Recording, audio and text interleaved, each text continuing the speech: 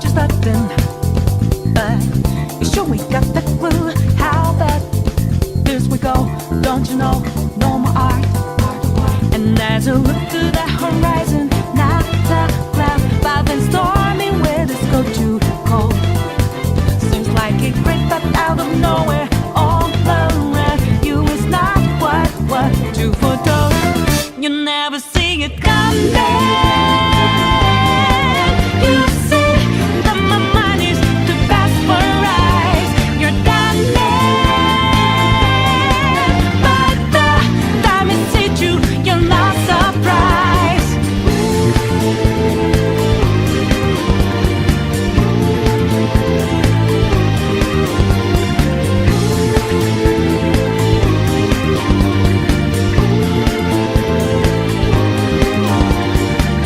You don't care they'd counting on your tips to live? You know what this is? It's the world's smallest violin playing just for the waitresses. Good afternoon, good morning, good evening. This is Dspnews, the unreliable ones. Ladies and gentlemen, welcome to the newsroom and welcome to the Galtopia News Network, your unreliable source for DSP News. And I don't see no bacon cooking yet, but we're working on that. Ladies and gentlemen, welcome. Hope you guys are doing well. This is going to be a special report. And it's going to be a special report for a few different reasons. Because I had a couple sparks of inspiration last night. I'm currently recording this on the first day of March, actually. We'll talk about that briefly in a second. But I'm recording this on the 1st of March. It's Friday, I believe. And I was watching Tevin stream last night. I had a chance to jump on Twitter and have a couple of conversations with some people.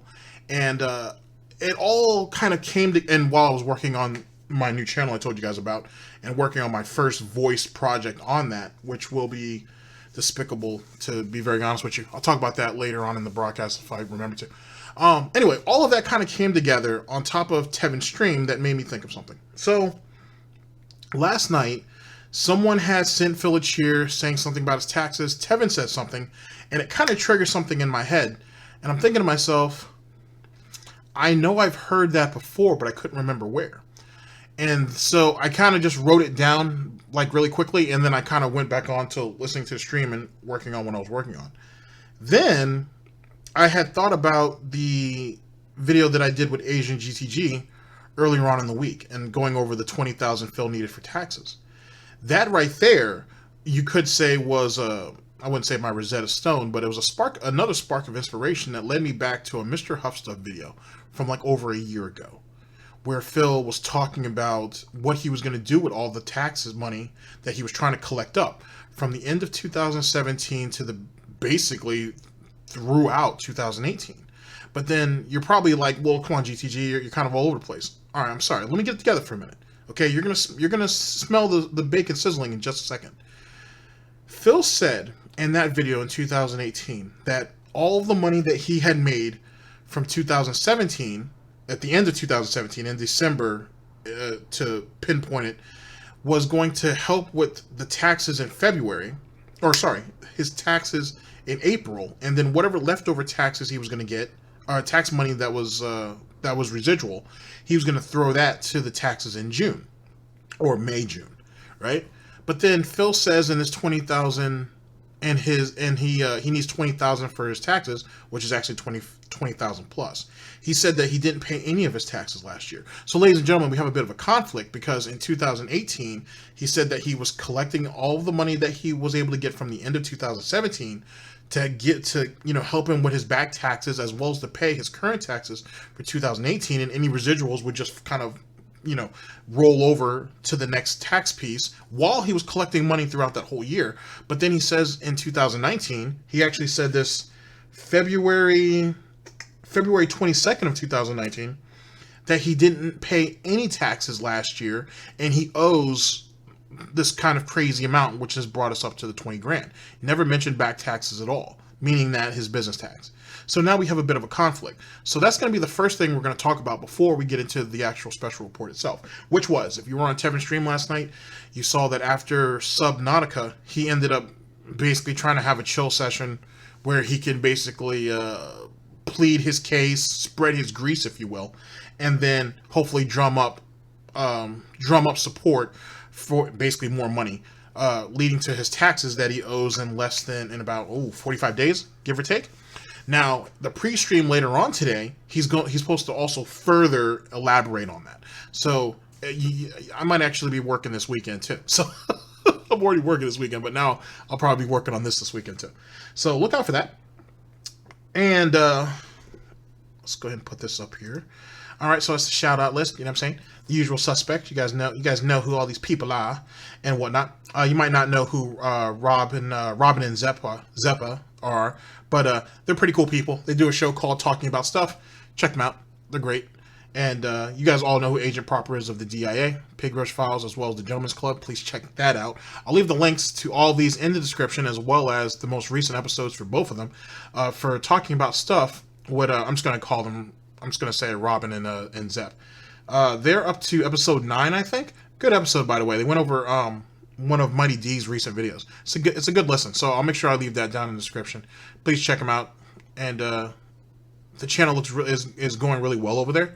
So, you know, just please support wherever you can and whatnot. And then I'd like to say my appreciation to other detractors who have been shouting them out and giving them some traffic. Because it's really I give it time, ladies and gentlemen, but that show's going to turn out to be something special. So look out for that. Now, so we don't go on another 5-minute another 5-minute shout out. As it pertains to last night's not unedited, but unplanned stream basically shill-a-thon that Phil did. There's a lot to be said about this. There's a lot of problems. There's a lot of holes in it. We're going to try to patch some of those holes. If not, we're just going to rip them we're going to rip them wide open. Sorry, it's early. We're going to just rip them wide open. That's what we do here. In any case, it's a whole lot of bullshit. It's a whole lot of bullshit. So the 2 videos that are about to come up are going to be important. And actually, one of them will be playing twice because it's short. It's really short, I promise you. Just because I want you to try to catch what I'm catching. Maybe I misheard it, but, feedback's important. So that's why I'm going to throw it out there, and then we'll get into the broadcast proper. Should be fun. Ladies and gentlemen, I hope you guys are doing well. Let's see. Like I said, I'll be working on Gout and Wine and Wine and Doubt in the upcoming week or 2. So there should be one of those, hopefully by the end of March. I realize I've missed a couple of things. Let's see. What is happening in the stratosphere right now outside of Phil? The whole Kick Vic thing is turning on its head. So that's some interesting stuff. I've been following that pretty close. Me and Agent Proper might, Agent GTG, sorry, might actually do a video on that. Actually, I might ask Agent Proper about that on the next Gentleman's Club if he's been keeping up with it. Maybe I'll do like a small segment on it if he's okay with it. So that'll be cool. Let's see, what's going on? Oh, Ice Poseidon got himself caught up in a situation that sounds like a Ponzi scheme, even though, what's his name? Keemstar came to his defense and said it's not a Ponzi scheme. And ladies and gentlemen, it might not be. It might not be a Ponzi scheme. It just sounds a whole lot like a Ponzi scheme. It sounds a lot like a Ponzi scheme. And given how the way it's structured, at least to Ice Poseidon's knowledge, it might be ugly. I might do a small video on that just because. But if you guys haven't seen it yet, if I remember, I'll put a link to the video in the description. Actually, I'll put a link to both of them because there's Ice Poseidon initially talking about it, and then there's a response video that Keemstar made to try to help clear it up a little bit. So I'll put, if I remember to, I'll put both of those in the description. You guys should definitely watch it. Do I think it's an actual Ponzi scheme? No. And if it was, they wouldn't tell Ice Poseidon that. They really wouldn't. Even though he's kind of the face for the company, they wouldn't tell him that just because of the reasons that you're hearing about here. So that should be interesting. So, Kickfic, supposed Ponzi scheme is probably not though, but it sounds funny nonetheless. What else is going on? There's quite a bit going on actually. I think Dragon Ball Z is coming up on their 30th anniversary, so supposedly there's going to be a special DVD thing for that, or Blu-ray. So that might be cool. Someone said if I'd be willing to go over Dragon Ball Heroes. Yes. Someone, interestingly, actually, I'm glad you brought that up because someone has been going around trying to flag down episode 8. I already have it downloaded, so it's no big deal on my end, and it's not translated by her. But someone was going around flagging down videos flagging down episode 8 that she said that she had done the actual translations for. She didn't, at least not for all of them. So that was an interesting thing to look at, but that's being cleared up now. I'm not sure how she's going to come out of that, but that's something. And then finding out who she was linked to, that was a fun bit of investigating I was able to partake on with some people that I didn't really know, but I'm glad I could help. Let's see here. What else? That's pretty much it. You know what I'm saying? And, you know, just trying to live well. Just trying to be cool. Now let's jump on Phil for a minute because, you know, that's what we do. So, Kat's still coming home late like a good girl. Phil ended up wigging out on some on the composer for Apex Legends and whatnot, and then he had to double back and be a bitch and had to basically suck dick publicly to apologize, even though it wasn't really an apology. We're gonna go over that shortly, so look out for that.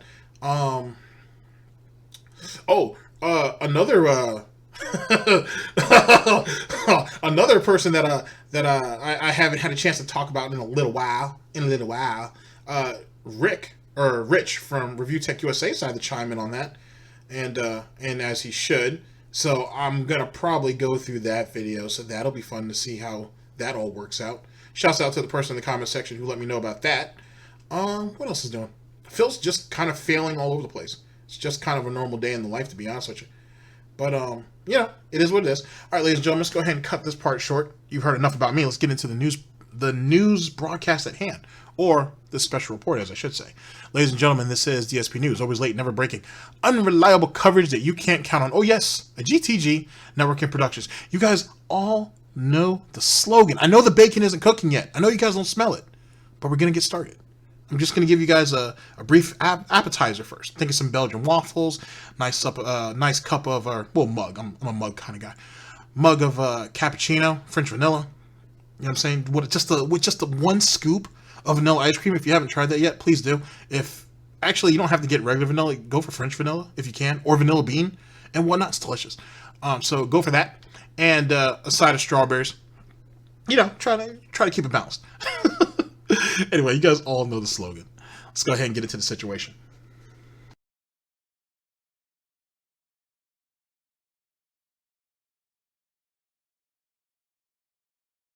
One final thing for people who basically are too nosy for their own good, but I've been seeing this question circulate, which is none of anyone's business, but let's go ahead and answer it anyway. But Phil, you already said you raised more money in December than you... Ladies and gentlemen, the video that you're watching is brought to us by Mr. Huffstuffs.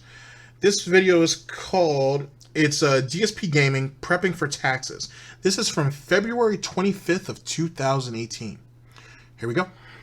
You needed for your taxes, for the state taxes. What happened to that money? It's going to go towards the taxes in April, as I just said. But Phil, what if you raise way more money on this fundraiser than you need for your taxes in April? Where will that money go? It'll go to the next taxes, which, by the way, are due in June. The way it works when you're self-employed, folks, it's not how it works when you have a 9-to-5 office job or a job where you get a paycheck every week. It's not like that. The way it works is, unlike getting a paycheck every week and having the taxes just taken out automatically, what happens is you're supposed to guesstimate how much money you're going to make in a quarter, and then up front, before that quarter happens, you're supposed to pay whatever you think you're owed for that quarter coming up. So for example, what I'm paying in April, all right, is going to be the guesstimate for how much I make from April to like June. I'm supposed to assume how much I'm making and pay that much. Then in June, I'm supposed to pay like another quarter's amount of taxes. How much money am I going to make between June and September? Guess and pay a certain amount of taxes based on that. See what I mean? So if I make more money right now with this fundraiser on Wednesday, between the money that I still have from December and the new money I raise on Wednesday, if it's more... Now, that's kind of important to bring up, because the story has been shifting slightly. I'm sure Tevin, Theo, Argent, if he's been keeping up with us, I'm sure he is on the, maybe not all of it, but most of it. But, you know, definitely Mighty D, James the Lesser, Agent Proper, Memology, if he's not already... if his workload isn't getting over on him, because I know he's busy. I'm sure a lot of people are picking up on the slight changes in this story. Now, the reason why this is important, right, is this, as I said before, this was February 25th of 2018. This was coming off of that monumental success in December. And this is when he got greedy and tried to basically do a fundraiser each month, right? And he had some good momentum until Twitch came in and smacked his ass down. With that being said, so I want you to understand what exactly the climate was like at this time and what he was trying to pull and how the greed is massively strong and he has no self-control. In turn, he ended up losing this lick. You know what I mean? If he had played his situation a little better and spaced it out a few months, he'd have been all right. Kind of like with this whole retrospective special event stream that he's getting ready to do. He has something that in his own mind he's justified as successful, so now he wants to keep doing it, and he ends up burning it out. Then it burns out, it fizzles out, and then no one really cares anymore, and then he'll drop it. So instead of kind of thinking about all this in moderation, he's like, I'll keep throwing it at them, I'll keep throwing it at them, I'll keep throwing it at them because they like it so much. That could be a strong example of his YouTube career as a whole. Because, people love how I put all my videos out in 30, 40 videos a day. It doesn't matter to everybody because everybody loves it. So he just kept doing it. Even after the whole stipulation of only that you can now upload more than 10-minute videos, he's still stuck with the original process because, one, that's how he was banking all his money in, and two, he had to justify it in his own mind that people love him for it, and that's why they kept coming to him. For whatever reason, he wasn't paying attention to why they were leaving. Dspnews. More than what I owe in January, or excuse me, in April for taxes, then that's going to roll over to my next tax payment, which will be due in June, etc., etc. Okay? Just being real with you guys. The way I used to do it, which is really terrible, I used to put it all on a credit card. But sadly, I just can't do that anymore. I'm not even in a situation where I can afford to put it on a credit card anymore. I don't have enough credit to put thousands of dollars of taxes on a credit card. That's how overextended I am on my credit and stuff. So that's why I have to do these special events to try to pay the taxes, I've been saving up as much as I can, but I got to do this to try to stay here in this house, Just as big of a threat as it was in December that I may have to lose my house and, move out of here, it's the same threat. If I can't pay these taxes in April, and then in June, and then in September, and then in December, which is when they're due, then I have to basically sell my house in order to pay them. There's nothing else I could do, all right? The good news is, you guys have been tremendously supportive. Everything's up. The problem is this big fucking road bump I'm in right now. Those state taxes really screwed me over at the end of the year. And okay, so April, June, September, December. Keep in mind. if those didn't exist, I would have had thousands of dollars extra to put towards these taxes that I don't have. And now it's just like keep rolling over. It's a pain in the ass. So that's why. But anyway, if I make extra money that's exorbitantly above what the taxes are, it rolls to the next tax payment. All right, just so everyone knows. People seriously, there's conspiracy theorists out there who think I have some kind of an offshore fucking bank account, right? Where I roll all my money into an offshore bank account, and one day I'm just gonna vanish from the internet and never play games again. Now that's what triggered Tevin that ended up sparking me doing that whole going over his whole tax situation broadcast. I'm not sure when I'll do it yet. I have to kind of compile everything up for it, but I will do it. He had said something along the lines of about money being stashed away and that he didn't actually have it, so he didn't understand why people kept attacking him on this, and he really needed help and he was really in trouble, yada yada yada yada yada. And one of the major problems that we had about it is, one, we know that the money in December was used to basically bring Cat over. You know what I'm saying? Because remember, Cat lives in Michigan, he's in Seattle. I think someone did the calculations, that's exactly 2,000 miles one way. Or is it both ways? It might have been one way. So he had done that 3 or 4 times, right? Before he actually ended up moving her in. So that must have cost a grip. You know what I'm saying? For sure. So that right there would have eaten through at least some of December's, the whole December fundraiser situation. Hence the reason why, he needed to set up the special events moving forward, which is what led people to the theory that there is no real tax issue. But it goes back to something that I've said where the taxes is going to be parlayed into, this is my financial situation, I'm always going to have this, because guess what? He has to pay his taxes every quarter. Wayne's does too, and he doesn't seem to have a problem, extracting what he needs to put where it needs to go, or at least save it for when he needs to pay his taxes. But Phil isn't that smart, I guess. Then, these taxes are such a drain on me, so now my regular finances are suffering. So now I can't cover my regular bills and so on and so forth. I told you guys all about this back in December, or December of 2017 leading into the 2018 season. whatever, then into the 2018 season, that he's going to turn this into basically, it's almost like Gautopian welfare, if you think about it, where that's the plan, that's the scheme. That's why during in the end of 2017, leading into like the middle of 2018, he kept pushing that whole thing that crowdfunding is the future. So he said it even before that, but he really emphasized it, that crowdfunding is the future. It's going to be the way to go. YouTube ain't shit. Didn't say anything bad about Twitch, but he's like, your support is what really helps me get through all this, so on and so forth, yada yada yada. So this was always going to be the scheme. It was always going to be the scheme, and you're seeing it even more now. So he's put himself in such a financial burden that he can't possibly get himself out. And if he is saving money up, which is possible, it's for a wedding or it's for something big. And that's why he's kind of like in this desperate panic mode. But see, what you didn't realize, Phil, is you ain't sat there and you ain't screwed up the scheme. You fucked up the marketing scheme back in October, November, December. Instead of you trying to draw sympathy leading into the holiday season, you sat there and basically try to wage war against Tevin and Almighty Egg Gang. That didn't work out, and then everything else just sounded disingenuous leading onwards. If even more disingenuous than it already is. So that's kind of how he ended up screwing himself up. You know what I mean? And like I said, all of it sounds like a lie because he just keeps switching the story up to kind of fit his needs. And that's kind of one of the major problems for all this. But let's continue. DSP News. And say, oh, I fooled you guys. I embezzled $4 zillion while I was fucking doing this.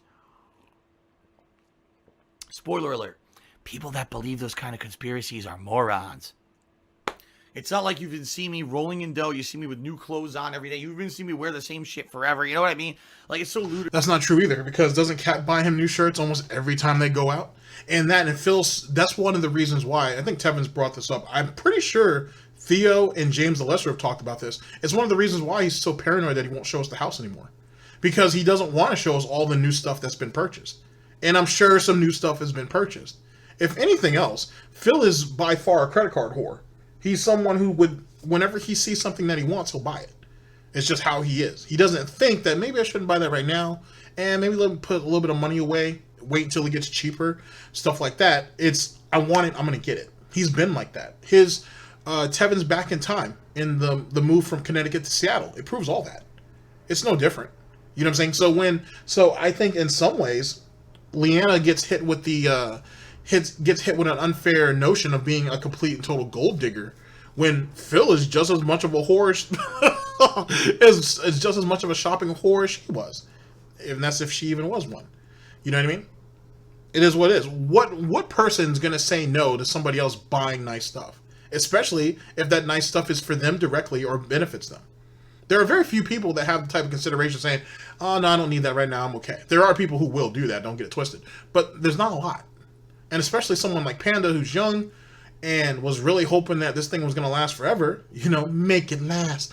I should really have, if I had thought ahead, I could have put that song back there. Anyway, so that's kind of one of the situations. That's kind of one of the problems. Do you really think Phil has changed his stripes or his spots or whatever it is that pigs have? No. He might have to curve it a little bit, or he might have to give you guys the illusion that he's curving it, but nothing's actually changed.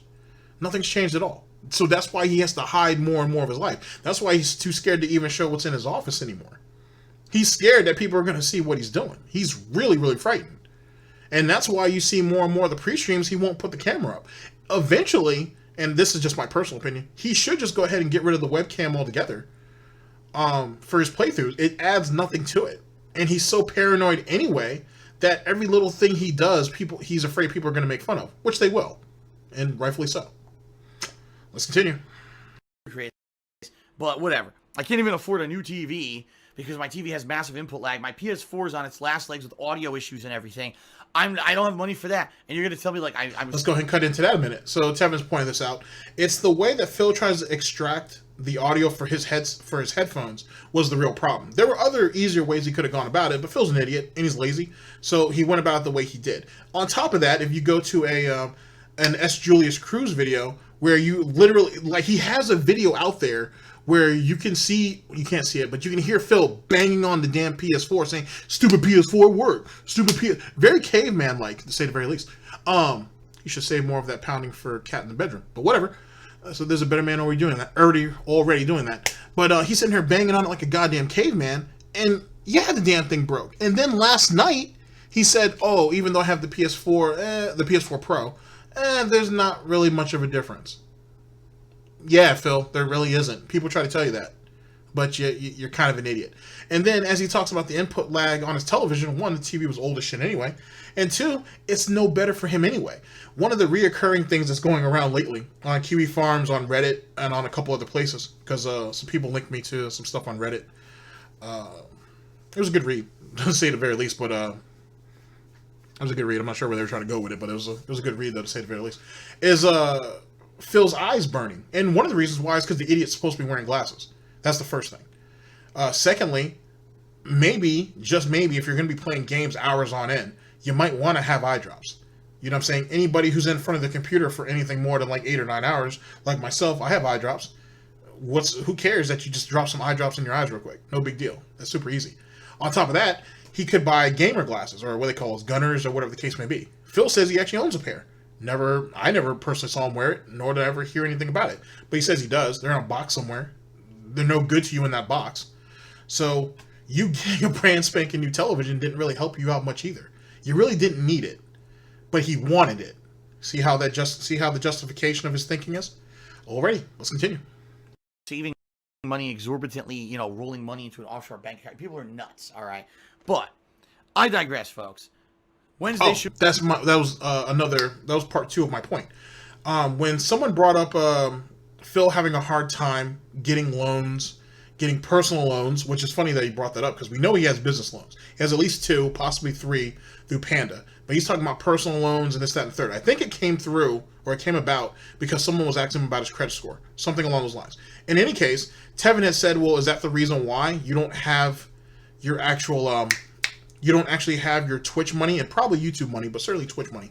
Is that the reason why you don't have your YouTube money go to your actual bank account, which we all know Phil has? You have it go to PayPal instead because you're afraid that the government's going to levy or garnish wages from it?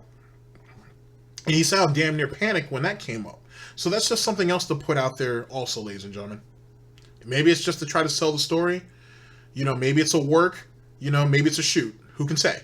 Phil, since all you do is watch WWE, not wrestling, WWE, you know what that means. Let's continue. It'll be a fun day for everyone. Even if you can't contribute, please still show up to the stream. Have some fun with me. Have some interaction. But if you can show up and support, it's greatly appreciated. Help me get through this hurdle in April, right? So that we can keep this house. I mean, now Kat's here. We're having a life together. Things are amazing. We want to stay here. We don't want to lose out and have to sell the house, which would be insanely bad. Please, if you can, show up on Wednesday and support. Sound good? All right. Dope Soap did 100-bit cheers. I'm wondering how to see. Okay, ladies and gentlemen, this here is the $20,000 for taxes and YouTube ads. This was recorded February 22nd of 2019. So basically a year, probably off by 3 days. So I wanted you to hear this because I thought it was crucial. For taxes been going. There's no saving. Basically what we've got is I got a big payment from Twitch, and I use that to pay down bills and the like. I have some of it saved, like some of it's left.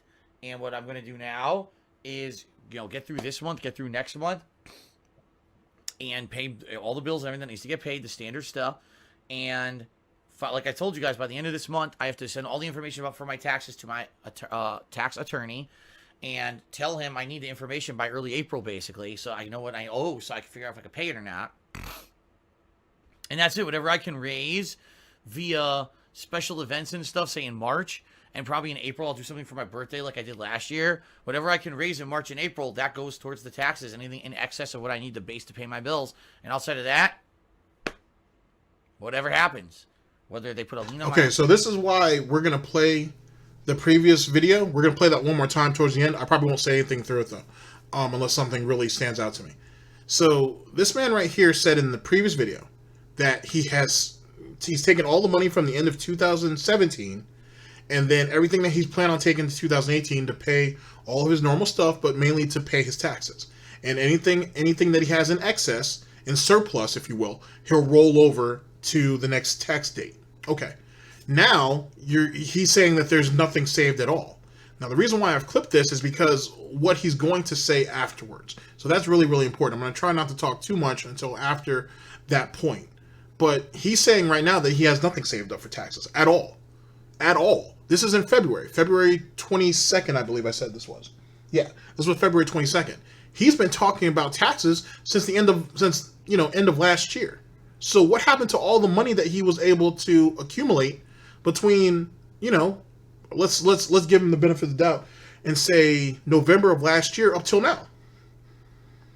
Where's all that tax money that he said, I really need your guys' help with? Please tip me because I need these tips to go directly to my taxes and so on and so forth. Where was all that money diverted off to?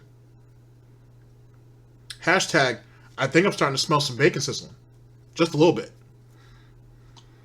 House, whether they put me on a payment plan, whether or not I can even afford it, I don't know what's going to happen. I guess we're going to find out. So there you go. All right, let's keep knocking stuff down.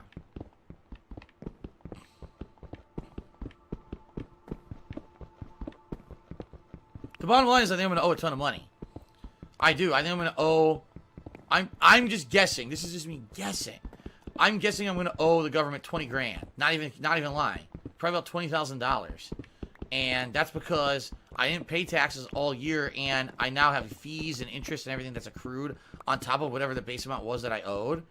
Now, I didn't even make, about half of that from the special gifted subs that I got from Emerald 7. At least I got a little bit of a start, but I doubt I'll have half of that left by the time that it's kind of time to pay the taxes. So we're going to see what happens. Okay, so just off the muscle, just off the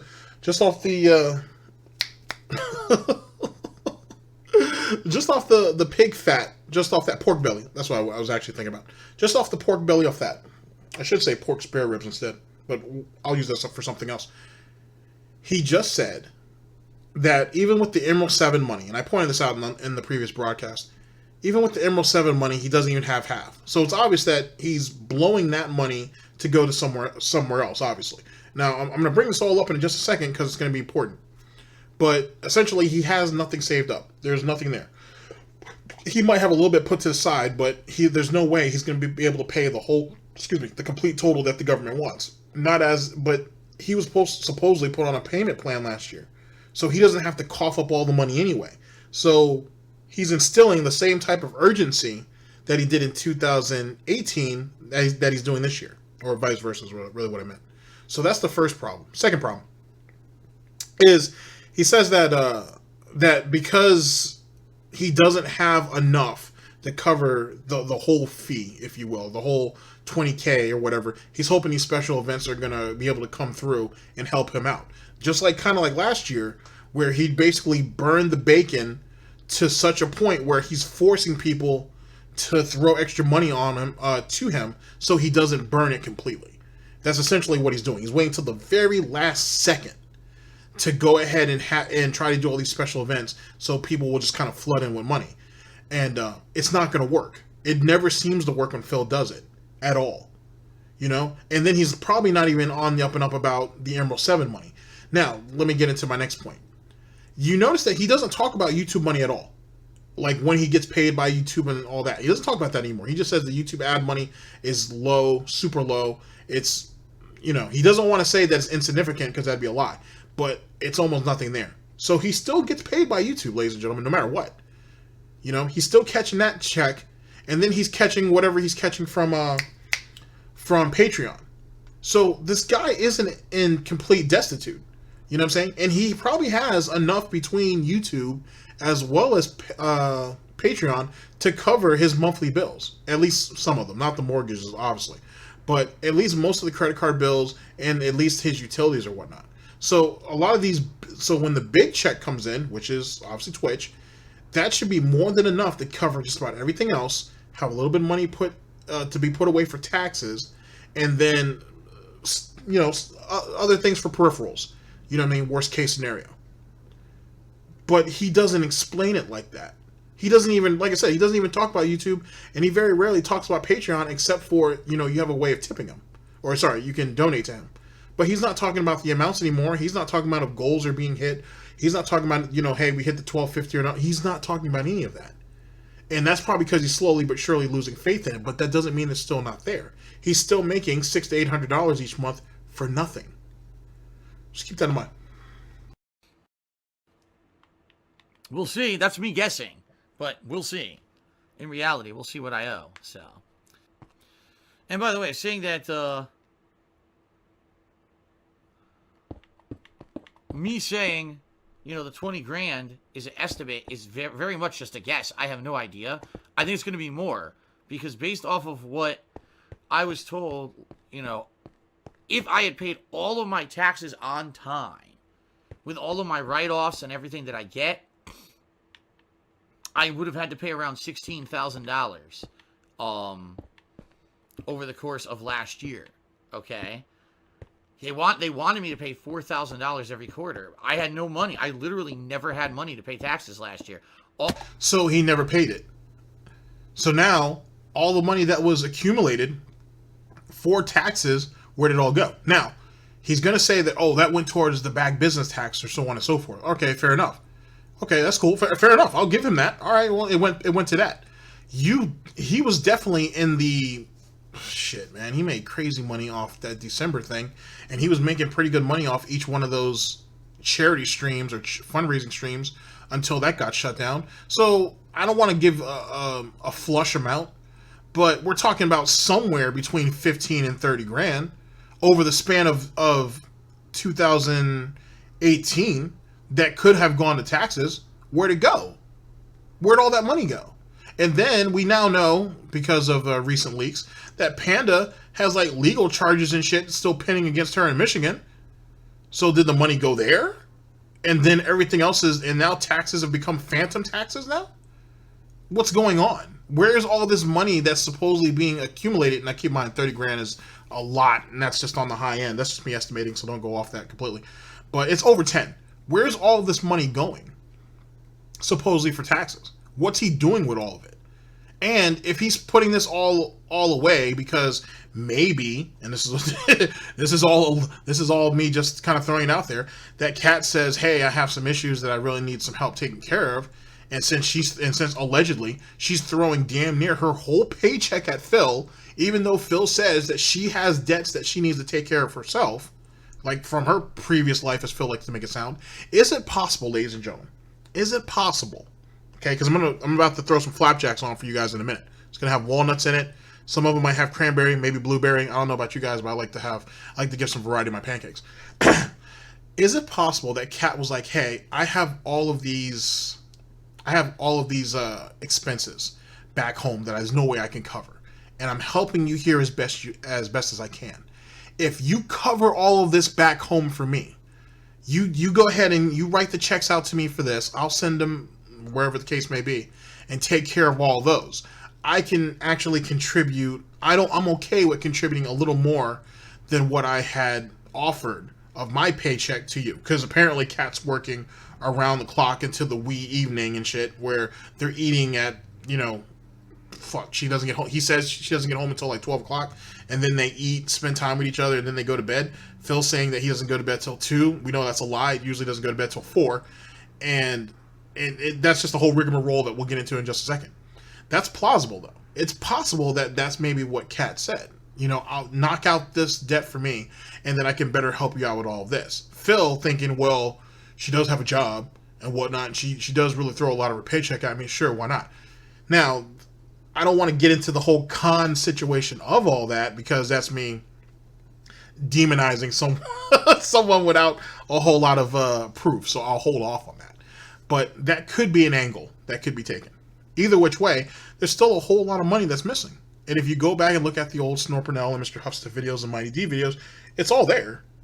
There's all these big totals being brought up. There's all this big money that's on the screen, and now Phil's saying that he doesn't have nothing saved up and it's all gone. So either A, his monthly expenses are exceeding what they were normally, B, he's hiding money somewhere, or C, it's all a fucking lie, and it's a cash grab, and he's pulling what Wings of Redemption's doing, and he's just trying to milk this shit for everything he has. Because he knows he can't do this forever. But it's all he has. It's all he's good at. It's all he knows. He's not even good at it. But it's all he knows. I don't know, Scooby. Here we go. All of my money, basically, went to bills because so many bills went up in 2018. In particular, all my credit card bills doubled. That's not me exaggerating. Every credit card payment I had doubled. And I have a lot of credit card debt. I mean, you're talking over $1,000 a month that I used to have in my pocket gone just because they raised the minimum payments. They all raised the interest because the Fed in the United States raised the interest rates. Okay, fair enough. First off, he's blaming it on the Fed, and that's not the point.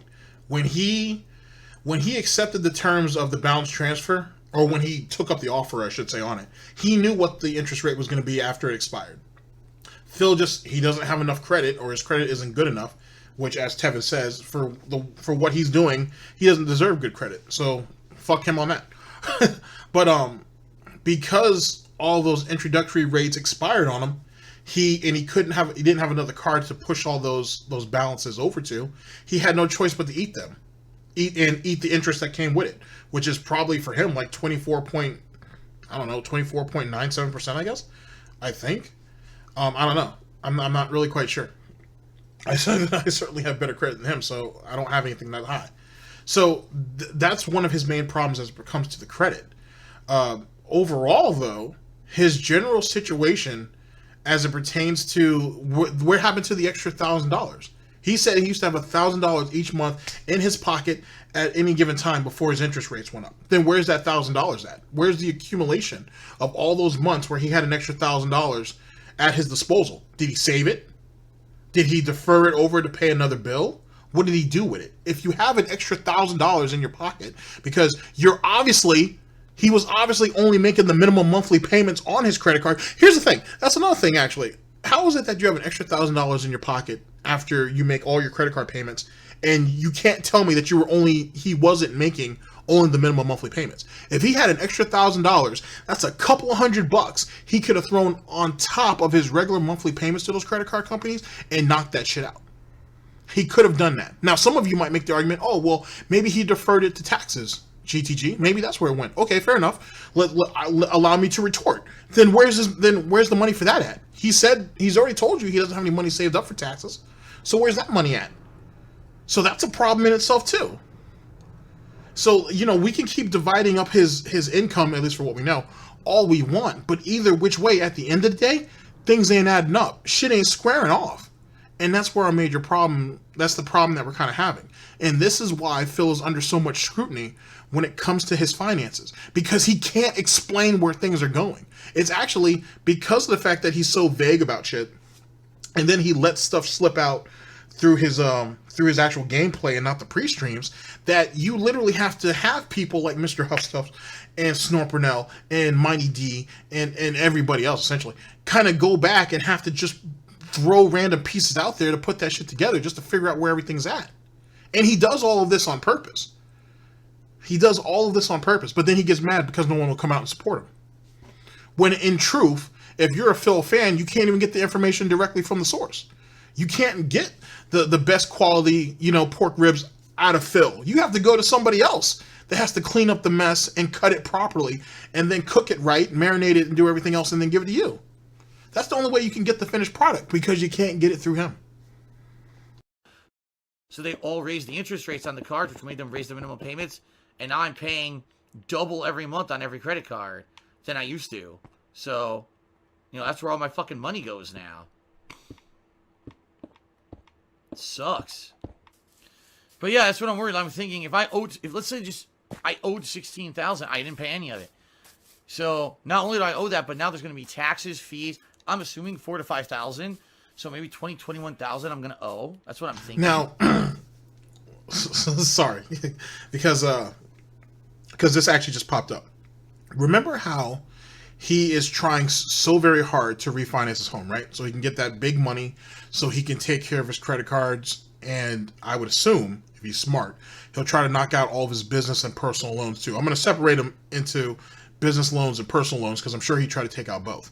And I assume that Kat's credit probably isn't too strong, because if not, I would assume he would have already asked her to take out a loan up to this point. But she doesn't have a long enough work history for that to happen. Just my guess, of course. That's why he needs to refinance his home. Let me throw something at you guys for just a second. What if Phil is purposely deferring taxes for the next couple of years so it buys him enough time to be able to refinance his home. Then use that large gap, because he keeps hyping up how much money's in his home, right? So what if, and if he was smart, then he would taken that extra $1,000 and thrown that into his mortgage payment, at least for the house in Seattle, so he can continue to increase how much he actually has in his home, how much money he has accumulated. Let's say that he's looking to refinance his home equity. That's the word I was looking for. Let's say he's actually deferring his taxes so he can try to hold off and build up as much equity in his home as possible, so then he can refinance and then try to blast all of that out at once. I'm just going to throw that all out there. Now, let's talk about the obvious insanity that entails. One, oh boy. Oh, no. Even if he decides to defer his taxes, obviously the government is going to add interest onto all that. And that can accumulate fast, given on how much he owes each year. Which it's not as much as he says, but that's neither here nor there. Secondly, he has to, if he's really living on the brink, and everything's paid off from credit cards, which we all know that, because for whatever reason he doesn't believe in saving nor holding on to cash. He has to hope that his credit, can hold out until then. And to be perfectly honest with you, from just what he's told us, there isn't a bank out there that's going to refinance his home. He has way too much fucking debt. And if this idiot, and he is an idiot because he acts like an idiot, has the nerve to go in there and say, oh, well, I can't pay off my bills because I don't have the money to do it. Well, if we refinance your home, how are you going to end up paying us back? Oh, well, I'll be freed up now and I'll have the money to pay you. But if that's the case, then why couldn't you just pay the bills that you already have? See how that's the problem? And that's been the problem since the jump. You see what I'm saying? So he's going to lose his home. To be perfectly honest with you, I'm not trying to be funny or nothing about it. He's going to lose his home. And if it's not sooner, it'll be later.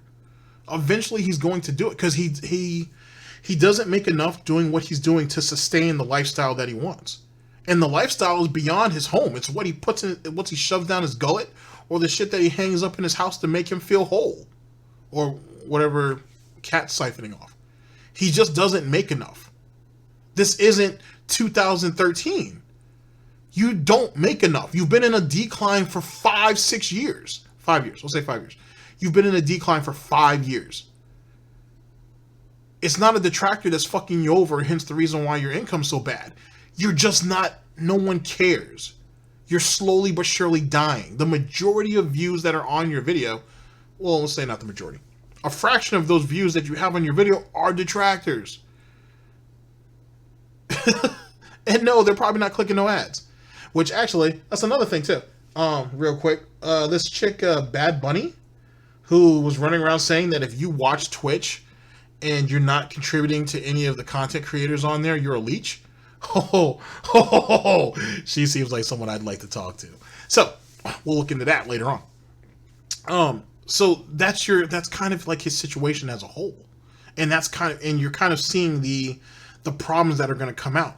These people who don't want to refinance his home, I believe firmly that they're looking out for him, not trying to screw him over or not taking him seriously. I think they are taking you seriously. And they're realizing there's no way he's going to be able to pay this back. He's going to lose his home in a couple years.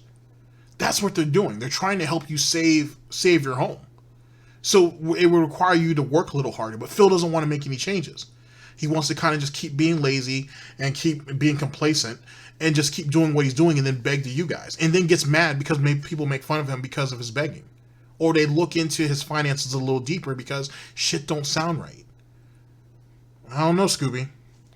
Let's continue.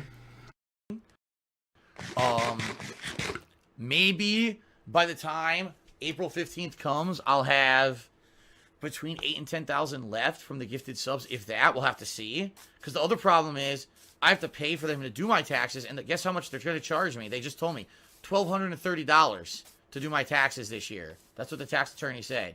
$1,230 to do my taxes. Now, the older guy that I used to use in Connecticut also used to charge me that much. He used to charge me $1,250, but when he did that, he used to do both my state and federal. This is just for federal. I'm going to be charged $1,230. So right there, that's $12.30 I should have been paying. I could go to the government. Instead, it's got to go to the tax attorney to pay for the services rendered. So that's what I mean. Like, money comes and money goes. And it sucks because even though I did get all these gifted subs in December, a lot of that's going to be gone by the time April comes for various reasons. So maybe I'll have, hopefully, 8,000, maybe, to put towards the taxes from that. And then, like I said, whatever else I raise, maybe I could get really good and a really good event in March, and maybe for my birthday, some really good stuff. And then I end up raising, a few more $1,000. Maybe I can at least pay half of what I owe. And as another thing I want to bring up real fast, on top of the birthday shit with that dry ass cake, mommy and daddy sent him birthday money because they do every year. And then on top of that, he was probably asking them for money. They were probably sending him money each month up until the beginning of this year. They probably still do, and he's just lying about that too. So he's literally siphoning money off everybody as best he can. And do any of you really believe that when Phil says, I can't borrow money from my mom and daddy anymore because they don't have it, yet your mommy and daddy have enough money to fly you and to fly you and Cat out on vacation, not stay with them, not use their car, but to stay in a nice hotel and get you a rent-a-car. But you're telling me that mommy and daddy don't have any money. Daddy and mommy Burnell don't have any extra for you at all to give you right now to help you out, but they can fly you out to Connecticut, you and your soulmate, and basically have you guys stay at a nice place. Because Phil's not going to want to stay at a shitty hotel. He's going to want to stay at a nice one. Okay. All right. By mid-April, that would probably be ideal. And that way it's if you're talking $10,000 or less, that's not a huge deal. Usually the government will work with you, so hopefully this will all work out, but I don't know what's going to happen. I mean, best case scenario, I put out amazing stuff in March and April. I do a marathon. People, come out, and it ends up being real generous, and I get a giant, I raise a bunch of funds to go towards it, and it's not a big deal. But that's like best case scenario, and I don't know what's going to happen. Probably not very realistic. Android, please stop. Android thinks he knows anything about this stuff. He doesn't. First, he says he has a friend who makes over $100,000, so he doesn't pay $20K.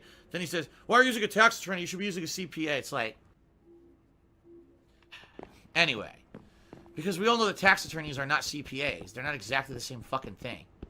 I'm not even gonna get into it. Android, you don't know what you're talking about. You should stop right now. Even if you... Well, they're not the same thing, to be honest. But whatever. Are legitimately trying to help. All you're doing is wasting time and making yourself look bad. So please stop. Okay. Let's continue building my roof. Now that it's the correct height. Yeah, we're not talking about it anymore, guys. The bottom line is, tax issue is my issue right now. I got it, like I said, next week there'll be a couple streams where I can't stream the normal time because I have to deal with it. I have to do my taxes. After that, it's in the hands of my CPA. My accountant, whatever you want to call them. And then I'm going to have hopefully more information about it, by the end of April. But I will be doing special events in March to try to raise funds to help with it. And if you contribute, great. That'd be amazing. If you want to give me suggestions on an event I could do for a marathon or whatever to help with that, great. I'm open to the input. And that's that. We don't need to talk about it in detail over and over and over, especially when there's no specific info anyway. So... Crystal Leader says it might be a bit unprofessional to talk numbers to your audience. Dude, the thing is, you're damned if you do and you're damned if you don't. Because if I don't, then everyone says I just fucking make it up. If I do, then people are like, oh, how could you, why would you disclose that? I can't. It doesn't matter what I do. I'm in the wrong. So I don't really care anymore. One final thing. So, there you go. That's how he decided to end that argument or not even argument, but in the response by jumping on his phone and not paying attention to the stream that he's actively on. That's going to be a YouTube video. Fair enough. So I'm going to play this back for you guys one more time, just so you guys can hear it, and then we'll get into the special report. Here we go.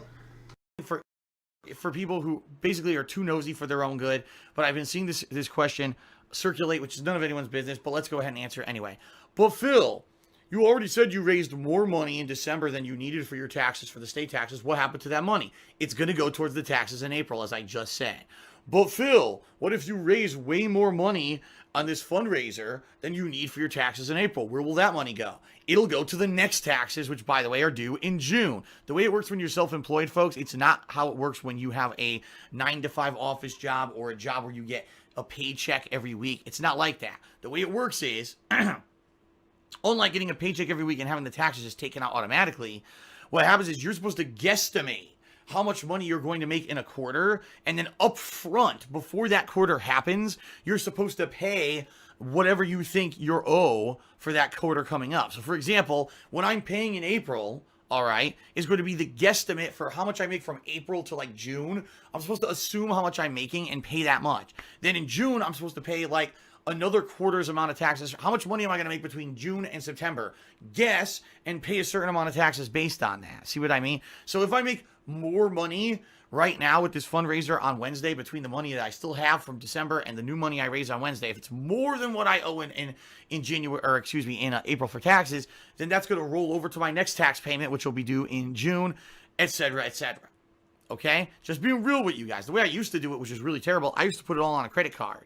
But sadly, I just can't do that anymore. I'm not even in a situation where I can afford to put it on a credit card anymore. I don't have enough credit to put thousands of dollars of taxes on a credit card. That's how overextended I am on my credit and stuff. So that's why I have to do these special events to try to pay the taxes, you know. I've been saving up as much as I can, but I got to do this to try to stay here in this house, you know. Just as big of a threat as it was in December that I may have to lose my house and, you know, move out of here, it's the same threat. If I can't pay these taxes in April, and then in June, and then in September, and then in December, which is when they're due, then I have to basically sell my house in order to pay them. There's nothing else I could do, all right? The good news is, you guys have been tremendously supportive. Everything's up. The problem is this big fucking road bump I'm in right now. Those state taxes really screwed me over at the end of the year, and if those didn't exist, I would have had thousands of dollars extra to put towards these taxes that I don't have, and now it's just like keep rolling over. It's a pain in the ass. So that's why. But anyway, if I make extra money that's exorbitantly above what the taxes are, it rolls to the next tax payment. All right, just so everyone knows. People seriously, there's conspiracy theorists out there who think I have some kind of an offshore fucking bank account, right? Where I roll all my money into an offshore bank account, and one day I'm just gonna vanish from the internet and never play games again, and say, oh, you know, I fooled you guys. I embezzled $4 zillion while I was fucking doing this. Spoiler alert, people that believe those kind of conspiracies are morons. It's not like you can see me rolling in dough. You see me with new clothes on every day. You even see me wear the same shit forever. You know what I mean? Like, it's so ludicrous, but whatever. I can't even afford a new TV because my TV has massive input lag. My PS4 is on its last legs with audio issues and everything. I don't have money for that. And you're going to tell me, like, I was saving money exorbitantly, you know, rolling money into an offshore bank account. People are nuts, all right? But I digress, folks. Wednesday should be a fun day for everyone. Even if you can't contribute, please still show up to the stream, have some fun with me, have some interaction. But if you can show up and support, it's greatly appreciated. Help me get through this hurdle in April, right? So that we can keep this house. I mean, now Kat's here. We're having a life together. Things are amazing. We want to stay here. We don't want to lose out and have to sell the house, which would be insanely bad. Please, you know, if you can, show up on Wednesday and support. Sound good? All right. All right, ladies and gentlemen, let's get to the main course, which, hint, hint, will be pork ribs. Ladies and gentlemen, we are here with Mr. Huffstuff. It's pretty much been a Mr. Huffstuff's broadcast, to be honest. Let's see. Darkside Phil. Unrecorded post-Subnautica talk. This was recorded it was posted today, actually, on March 1st. Sorry, but it was recorded yesterday. Here we go. Good. Rock Dice says you also found a mod station that I found that I need to build. Well, that's going to be for next time. All right. And one more thing, just to make it clear, the last video that you just saw, like I said, I'll have the link to all these in the description. But the last video you guys saw was by Mr. Huffstuff's Dspgaming prepping for taxes. That was on February 25th of 2018. So maybe, just throwing it out there. I'm not saying anybody has to do this. But someone could ask Phil, where did he get the money to get Kat from Michigan to where he's at? Just saying. I mean, you know, I'd be curious. I mean, granted, he'll probably say she had money saved up and so on and so forth, but you did admit that she traveled to come see you. Who paid for that, too? Just saying, you know, it would be helpful. You know what I'm saying, for the expose that I'm working on. It would be beneficial to other detractors also. All right, here we go. All right, guys. So, that is it for Subnautica. However, the stream is not ending because I would like to hang out with some of you guys for a little bit. By the way, Jack Spartacus reminded me I could pick the stasis rifle as well. You're right. Subnautica, I will play it again this coming week. Another chill stream, you know, another Subnautica stream coming up at some point. All right, fair enough? All right, thanks to everyone who did cheer, sub, and tip during that time period. I appreciate it. At this point, it's a 9 p.m. on the 28th of February. So what I like to do is do a little bit of conversation with all of you tonight. Actually, I don't know if I can make my camera full screen or not. Hold on. I mean, kind of. Here, let me do this. My hair's all screwed up, of course. Nothing I can do about that.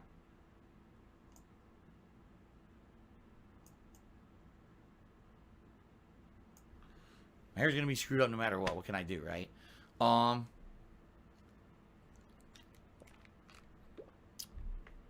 Alright, so what's going on, everybody?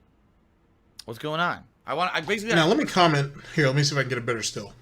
Chill with you guys for like an hour. If I feel like an hour, you know, it depends on how this goes. Like I said, I don't have much going on. All right, that's the best I can get at the moment. He looks fucking horrible.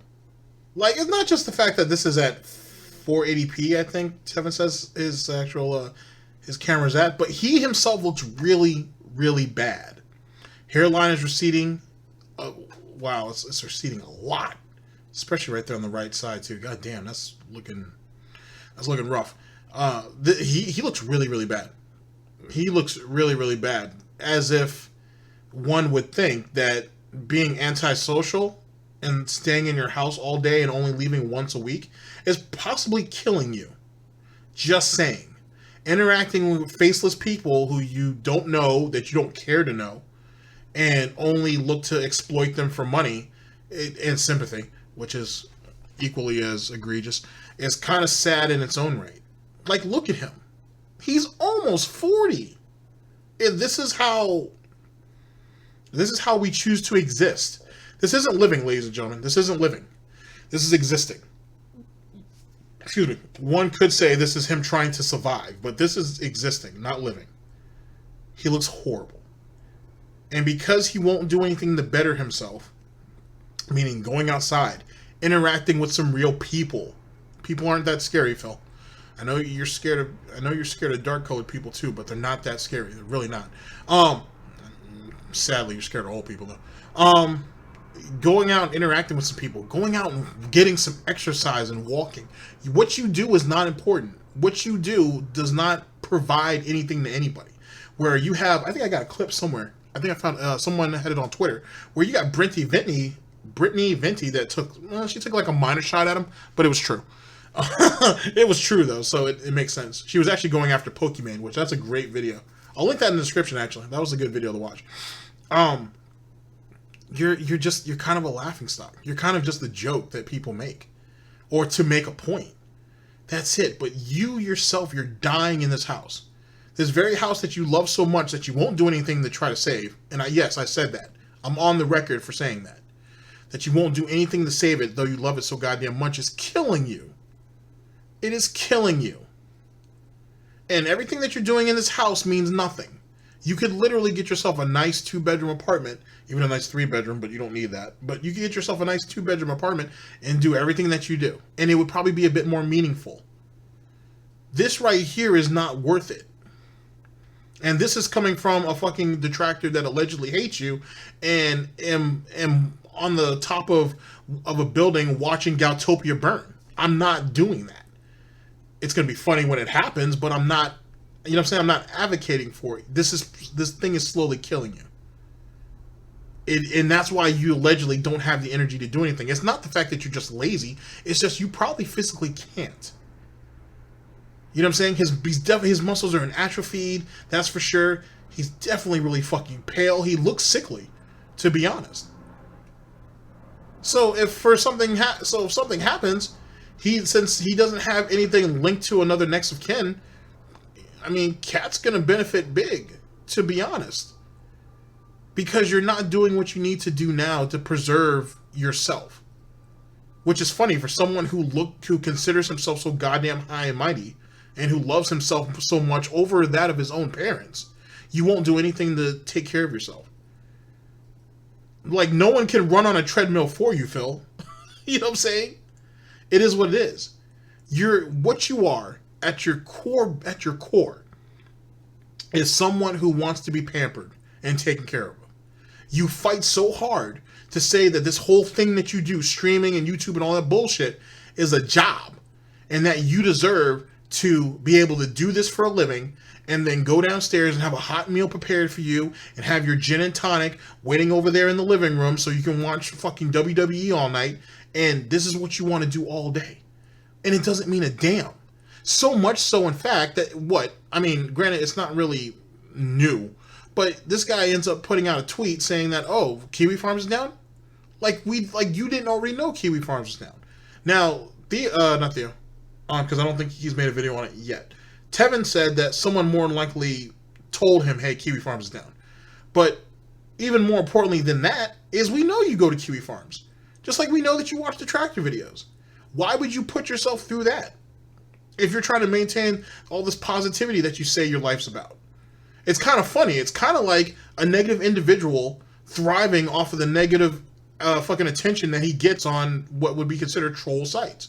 That's kind of what it sounds like. And the thing is it keeps fucking with his psyche. And that's why he is the way he is. I don't know. It may be just me. But that bacon's sizzling now. DSP News. I guess I'll turn off my PS4.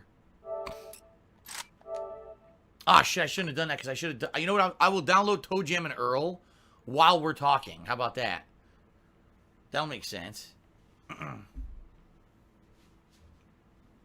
me turn the pre and PS4 back on. Roger Fan wants to know what was my favorite part of Persona 5. Tough question, because a lot that I like about the game. You know, the plot itself and the character design and the individual characters are interesting. There's so many of them in your party. How each character has their own specific dungeon, and the dungeons were much improved from the previous Persona games. The turn-based combat was much improved. I mean, there's a lot. A PS4. So basically nothing. Basically nothing. Turn on now.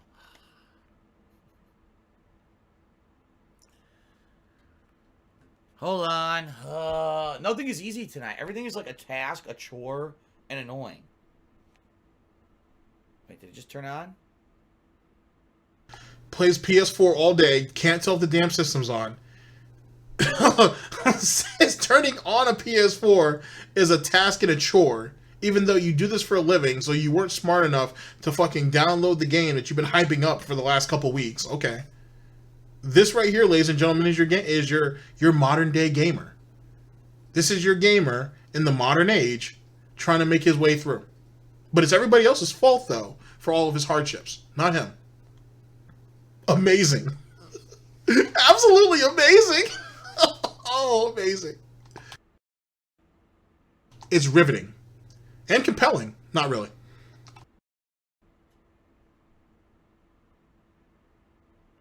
Yes, it's turning on. Infinite just gifted us up to Ratchet Fan. Thank you, Infinite, again. Ratchet Fan, congrats. 2Bar King just did a 100-bit cheer. Thank you, 2Bar King. I got a Pro. Yeah, I've had a PS4 Pro since last August. Someone donated it to me. Thank God, because my old PS4 that thing was on its last legs. It was having so many issues. Seriously, it was having like tons of issues. Really? Because why is it that you only brought up the audio? Which is what you said the main problem was. You were having audio issues with it. Now it had tons of issues?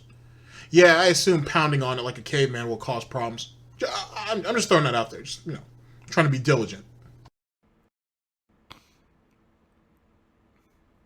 All right. Would I ever go skydiving? Hell no. Nope. Number one, I'm afraid of heights. I know it's an irrational fear, but I am still afraid of heights. And number two, I don't take crazy risks like that, Toe Jam and Earl back in the groove. Here it is.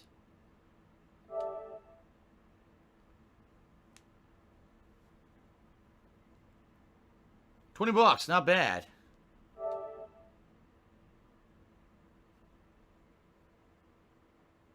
$20.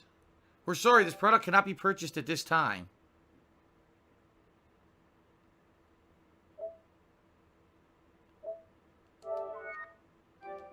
I can't buy it.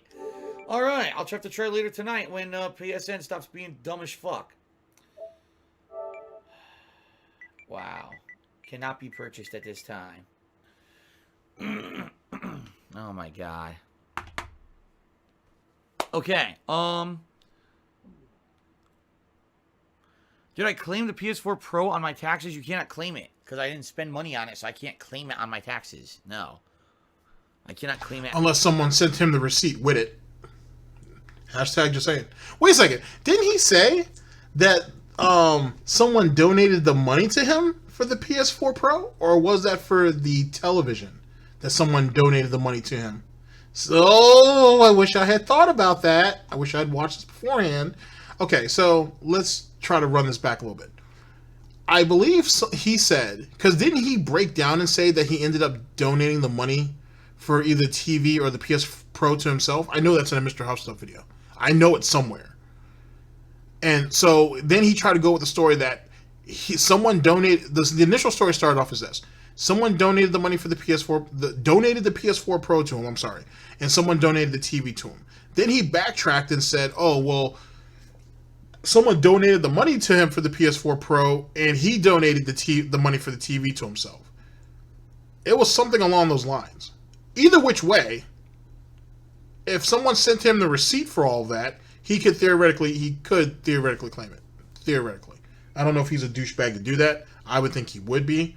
Who could say? Now I'm gonna have to go back and go over that. I don't think I've ever made a video on that. Of him breaking down on that. Huh. Alright, I'll just add that to my to-do list. As an expense.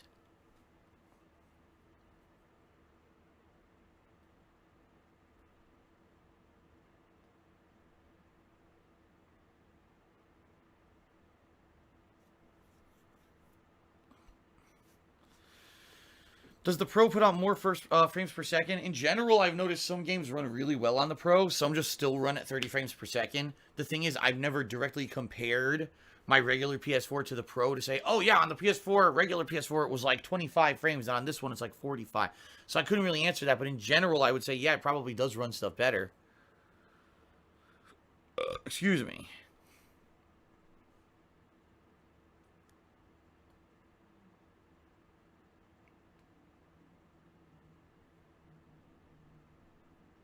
What was for dinner tonight? I had an Italian-style salad and chicken noodle soup.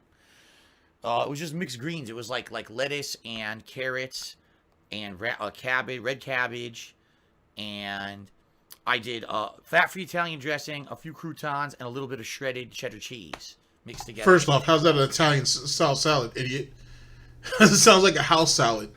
I mean, you know, sorry, Phil. I've been to a lot of restaurants too. I think I know what I'm talking about on that one. But it sounds like it's just a house salad with Italian dressing on it. So there's that. And healthy chicken noodle soup, not like Campbell's salty ass. It was like fresh chicken noodle soup made by my local supermarket. So that was my dinner tonight. Okay. I would assume fresh soup doesn't cost very much. But if you don't like Campbell's, there is Progressive. And Progressive makes a really good soup. So there's that. So you paid for fresh soup made at your local Fred Meyer's, I guess is where you go. Some shit like that. Whatever. So how much did that cost you? Because I would assume it costs more than what you would get in the can. Now I understand, Phil, you want to be high and mighty, and you know you want to eat like a king. Hence the reason why you got gout. But yeah. So what did that cost you, buddy boy? And then how fresh was it? Like, was it so fresh that you picked it up that morning when they as soon as they finished the first pot? Or did they already have it pre-packaged in like a container? Because I've seen that at certain stores. And they had it like, I don't know, in a display case and you picked it up. Because that theoretically is, though it was made that day, I don't necessarily know if it's as fresh as you're trying to imply. I don't know. I'm just splitting piggy hairs at this point. Yes, I am absolutely passing on Dead or Alive 6. I'm not going to play it. I explained it on my pre-stream earlier today, but I'll explain it now very quickly. Number one, I don't think it's a game that's going to have legs. I think it's a game that I would just play the campaign and maybe the multiplayer once or twice, and then I wouldn't ever play it again. So I don't think that it's worth buying. And number two, Mortal Kombat 11 is coming out in April. That's going to be the hype game. Like, everyone will completely... You're going to get trashed in that. Speaking of which, did anybody see the reveal of the EVO lineup for this year, 2019, and how I think they say Melee didn't make it? I saw like a compilation of videos of like pro players responding to that, and then like some of the Twitter responses. God damn, people are salty as shit on that one. I mean, you guys still got Ultimate. You guys still have Ultimate. So anyway, if I remember to, I might try to link that video in the description too. A lot of these videos will be under things to watch, just in case you guys. I'm gonna try to start doing that from now on, with videos I find that are interesting or just good videos in general. So yeah, Mortal Kombat 11, you're gonna get swept up. God damn, they're gonna treat you sloppy. So I don't even know why you're even playing that. And that you're gonna be too scared to play ranked anyway. So you're probably just gonna play casual. So what's the point of doing that shit? I mean, I don't know. Here we go. Dead or Alive 6, I never touch it again. I will say though, Johnny Cage does look kind of dope though. I kind of want to do like a break. I want to kind of go over the Mortal Kombat 11 trailers. I don't know. I'm not sure if anybody would be interested in seeing it. I might still do it anyway. We'll see. It's out, so there's no point. The Hopper says, I've ever thought about getting workout equipment or hitting the gym to get exercise after the streams. Yes, but in reality, there's no time. Like, just to give you guys some perspective here, all right? This is purely being honest with all of you.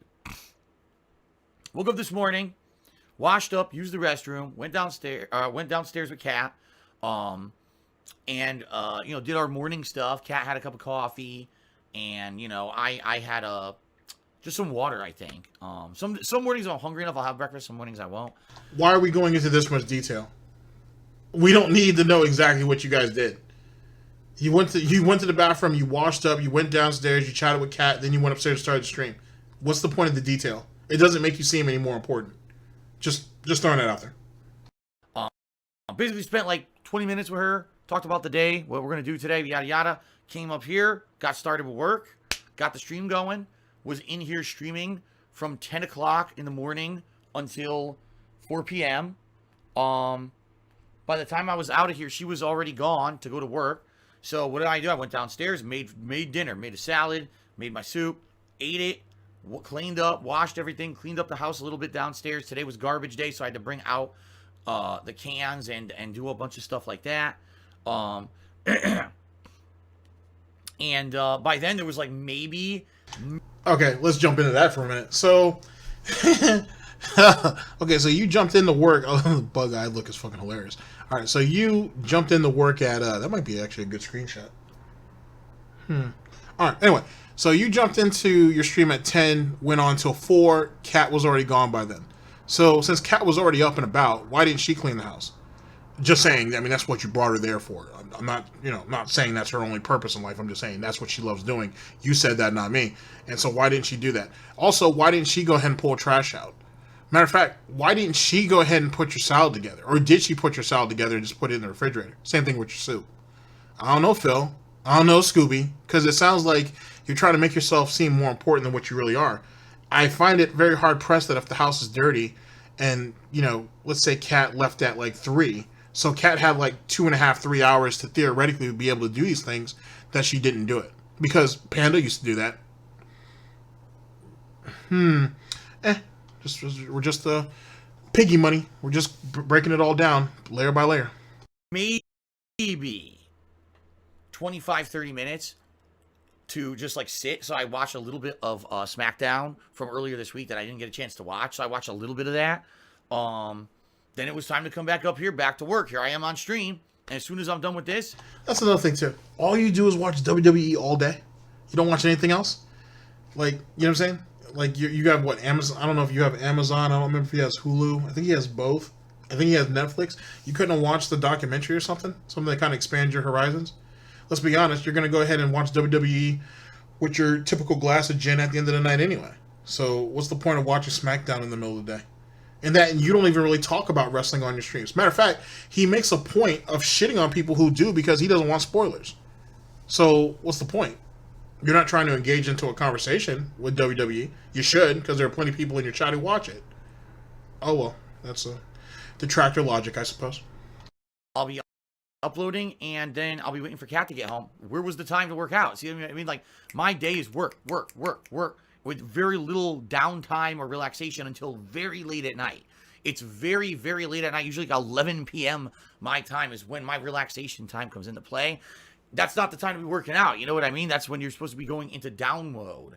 And I don't really, because didn't you say that after Kat gets out of the, because you say Kat goes to the gym 3 days a week? Well, every other day. I think she says she goes every other day. I would assume that she either goes in the morning after she wakes up, right, or she goes when she gets off work. I would assume it's when she gets off work. So how is it that she can go off and work well, let's give her a benefit of the doubt. Let's say that she works a 7 or 8 hour day and then goes to the gym for an hour or so before she comes home to you, yet you can't do any of that at all. And you have like a 2 or 3 hour gap between your first and second stream. And sorry, Phil, making soup and salad doesn't take anything more than maybe 10 minutes. Maybe 15 if I want to be generous to you. And I doubt it took you 45 minutes to eat it. And I doubt it took you another 2.5 hours to clean up and do all that stuff. It seems a bit egregious. Just saying. Sucks. Like, I wish I had this lifestyle. I wish this lifestyle that I have because of my job. A job that he makes his own schedule, by the way. He has no one that regulates him at all except for himself and his own fucking obsessive schedule that he has. He could... my bad. He could easily shift and make shifts on his schedule. He shifts his days off all the time. He could easily start streaming early and end it late. He could do that. But he sounds like he's regimented, like he has to punch in and punch out at a certain time, or someone from Twitch ends up calling him on a Jackal's Lair skit. Actually, I need to put that in the description too. Shouts out to Jackal's Lair. Has to come in on a Jackal's Lair script, and is going to fire him because he's not on Twitch on time. I don't know. Allowed me to have an active lifestyle. It doesn't. The one day a week that I get a ton of exercise is when Kat and I have our day off. We go out and we're like hitting up the town. We sometimes go somewhere for breakfast, or if we got to do errands in the morning, we quickly do them. We go around, doing the stuff we need to do. So it's just moving constantly, driving, walking, moving, walking. That's pathetic. So, too lazy to make breakfast, Phil, even though you guys sleep late on Sundays because you said so.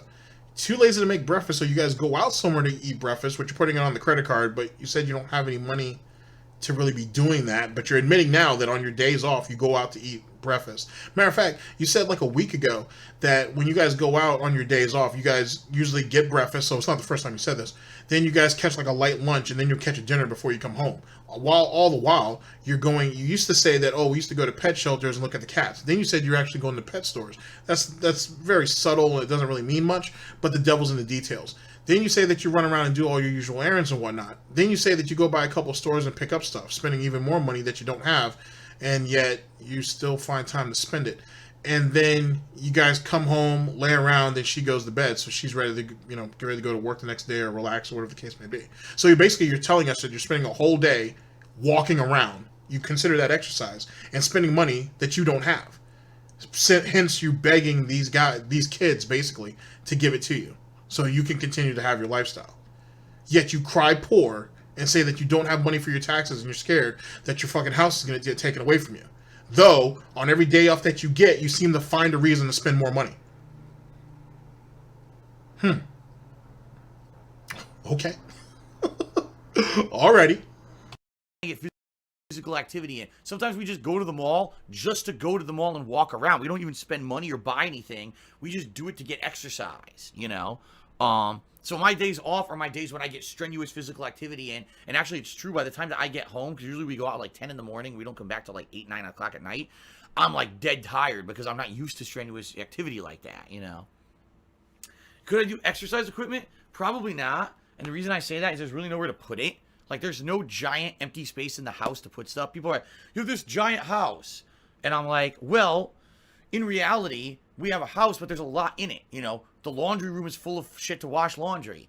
The dining room has a giant dining room table that takes up all the space. The living room has a giant couch. There's not like an empty room in this house where there's tons of room for anything. So I don't even know where I'd put exercise equipment. In reality, I would like to like going to a gym, just walking on a treadmill, maybe riding an exercise bike, doing basic stuff. But I don't have the time to do it. And 9 times out of 10, when it's time for me to actually have some free time, Cat's at work with the car. So I couldn't even go if I wanted to. So it sucks. Can I afford to stream less? No. Freddie Bosley, I'm barely making ends meet doing what I'm doing now. Barely. I told you, my account gets overdrawn now on a monthly basis. I can't. I have to stream as much as I do, if not stream more. I can't stream less. Slop Tart tipped me $3, says something about being banned and wants an unbanned, but doesn't give their name, and I know nothing about it. You're contacting the wrong person at the wrong time. Sorry.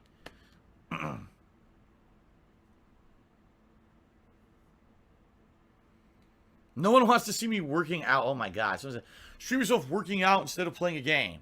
No. It's disgusting. That's just what you want to see me. Profusely fucking sweating. Plus, how do you think I'm going to stream me working out? How am I going to get a camera into the fucking room? What are you talking about?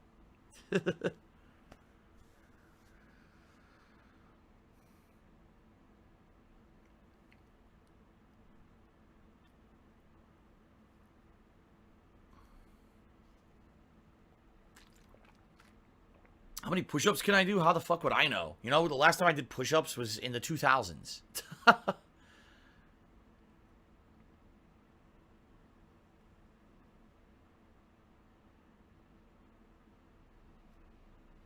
Why don't you get a real job? Well, because a real job pays less than what I make, dummy. That's why. This is a real job. In fact, this is one of the most fucking real jobs there is because it's a ton of work and it's a ton of micromanagement and it's a ton of stress.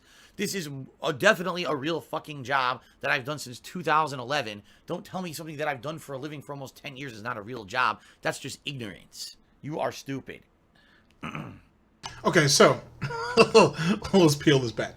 So this is a real job. It pays more than a regular job, but you've actively admitted and pandered off that, hey, I don't have enough money and I need you guys' help to basically supplement my income, to pay my taxes, and so I can stay here and keep doing what I love, even though you're not making enough to do it. So it's very obvious that you can't sustain yourself doing what you're doing. No one's even telling you to quit this. They're just saying that maybe you should go out and get another job, or what people call in the real world supplemental income, which isn't crowdfunding per se. You actually have to go out and do something. That's the point. What you do, you're not good at. In turn, you're not making the money that you could be making, I should say. You've been in a financial decline for the last 5 years. Maybe, just maybe, it doesn't hurt to go out and get yourself a part-time job. Because even with the way of your schedule, and there's all this micromanaging, all this silly nonsense, you can still have a part-time job and do what you do. You just don't have the nighttime stream, which doesn't help you anyway. It's a waste of fucking time. So, maybe getting a job that for 6 or 7 hours might not hurt. Maybe you going out and getting some interaction might not hurt, because you can't say that you're successful at what you do when you beg for money every goddamn day. Just saying, you might actually be the ignorant one. You might be the stupid one. Actually, I'm sure you're the stupid one. Whatever.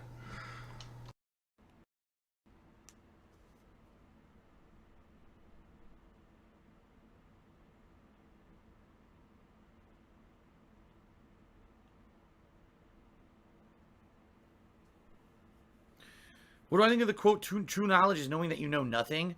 I mean, for me, see, I wouldn't agree with that quote 100%. I would say true knowledge is knowing that you don't know everything. That's what I think. Not thinking that you are so, you know everything, you know better than everyone else. If you go through life with an open mind to see other people's perspectives and or see a bigger picture when it comes to stuff, you're going to have a much better life than someone who's just like a pig-headed person who's stubborn. That's how I used to be. And my life, in my opinion, right now is much better now that I've become a more open-minded person. So, Dope Boy KG could be the dumbest person in a while in a stream. He just says, you're complaining about not having enough money, yet you don't want to change. What do you not understand? I make a lot of money doing what I do. My problem is not the amount of money I'm making. It's the amount of debt I have. And I've accumulated over the years because of things that have been fucked up that have happened to me. I make more money now than I ever made before I ever did this for a living, period. So you are an idiot. You are a moron. If I quit this job to go do something else, I would make dramatically less money doing the new job. So why would I hurt myself to get a different job? Stop being stupid. Oh my God. Coco HD cheers, and maybe you can wake Like up. you're not hurting now? Like you're not hurting now? And the funny thing is, too, is he has this amazing mindset where he feels like to get a real job, or to even get a part-time job, to get a real job, basically, he has to give up what he's doing now. Even though most streamers, not many though, actually have real jobs. They actually have income. You stream excessively. Same thing as with Wings. He streams excessively too. Like there's no need to stream as long as you guys do. You're kind of burning yourselves out and allow the same groups that you say harass you and terrorize you just to continue to do so because you make yourself so readily available. I don't know how neither one of you guys have figured that out yet, but whatever. Just a dog in a sharp suit, so what do I know? In any case, it's not like you have to give up what you didn't really build it. Other people built it for you. But it's not like you have to give up anything. You just have to give up the nighttime stream, which is what you should do anyway. It's not worth a damn. Most of the games you don't like, that you play on the stream anyway, you don't like, or you're going to drop anyway. Look at Tetris 99. You got one win, and then all of a sudden you want to retire from the game. It took you 5 hours to do it, though. I mean, I guess. And even then, it seemed kind of like a fluke. It seemed like whoever, the last three people that you were playing against weren't paying attention. They were too busy going at each other and not you. So really, they just didn't feel that you were worthy. Whatever. Earlier and go to the gym or go for a walk for an hour and then get ready for the main stream. Well, thing is, I now get up roughly, on average, around 9 a.m. I usually go to sleep around 2. And you might say, why so late? It's because Kat works late. She usually doesn't get out of work between 11 and 12 p.m. She gets home then, and that's when we spend like 1 or 2 hours together before we go to sleep. It's the most time we have together all day. So I can't go to sleep earlier. I go to sleep late. Now, if you're telling me I'm going to go to bed at 2, wake up at 6 in the morning to go to work out, you see what I mean? It's not going to work. Sloptart tipped me $3. He says, Sloptart is my name. That is my username. I want to participate. Well, I can see what happened. Hold on. The new user commands that are now available on Twitch allow us to bring up logs and to figure out why someone got banned. You were banned on the 13th. Let's see why. We can do live. Here we go. Well, let's see. The two things that you said in the stream chat, Sloptart. First was, when can we see your jerk-off clip? And the second thing you said was, look here, look, listen, a meme of someone else. So, I know why you got banned, because you're a fucking idiot. That's why. Now, if you want to publicly apologize for what you did to get banned, of the two things you ever said in the chat were both stupid shit, and you apologize so you'll never do it again, maybe I'll consider unbanning you and giving you a second chance. There you go. I guess he didn't think that I was going to look that up live. All right, so first thing, today's Booker T's birthday, so that's what's up. Spinner Rooney, all that. Secondly, you want the guy to publicly grovel and ask for your forgiveness so you can get him unbanned? Isn't it the same shit you said that you'd be willing to forgive the artist formerly known as Secret Life of DSP? Didn't you ask him to do the same silly ass shit? Matter of fact, didn't you ask for Almighty Tevin, praise be Almighty? Didn't you ask him to do that same shit? The fuck is wrong with you having to have people publicly apologize to you? Like, do you think they're going to lose supporters over that? And even the ones that they did lose, they wouldn't be real supporters, so they wouldn't be worth keeping anyway. I don't know, Phil. This whole public humiliation thing that you seem to have is kind of pathetic, to be honest. It's kind of sad. You really expect some guy to grovel to you over a fucking account that isn't worth a shit anyway, when he can just go ahead and make another one and add a number to it. Oh, all right.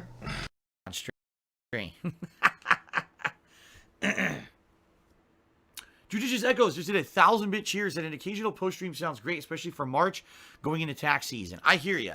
Like, when I can do it, like tonight, I could have went longer with the game. I don't want to. Like, I think 2 hours was good enough for Subnautica.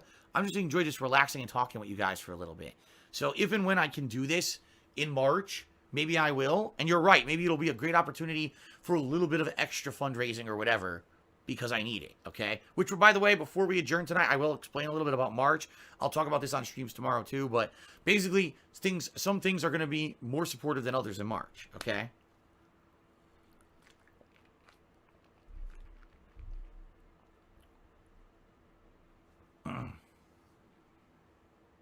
The King in Yellow wants me to look up the ban chat logs whenever someone asks to get unbanned. Sure, why not? But the thing is, I'll do it now. I'm not going to do it during gameplay and derail all the game. You know what I mean? Now I don't mind doing it. The Hopper says, not going to lie, every once in a while streams winding down like this is great. I hear ya. King Bagel Goose Judy says, live troll redemption court should be a new segment of yours.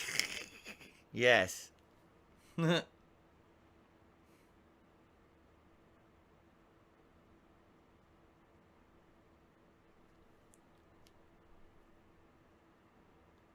Roger Fan says, what's your favorite Dark Souls game? It's still Dark Souls 1. Still my favorite.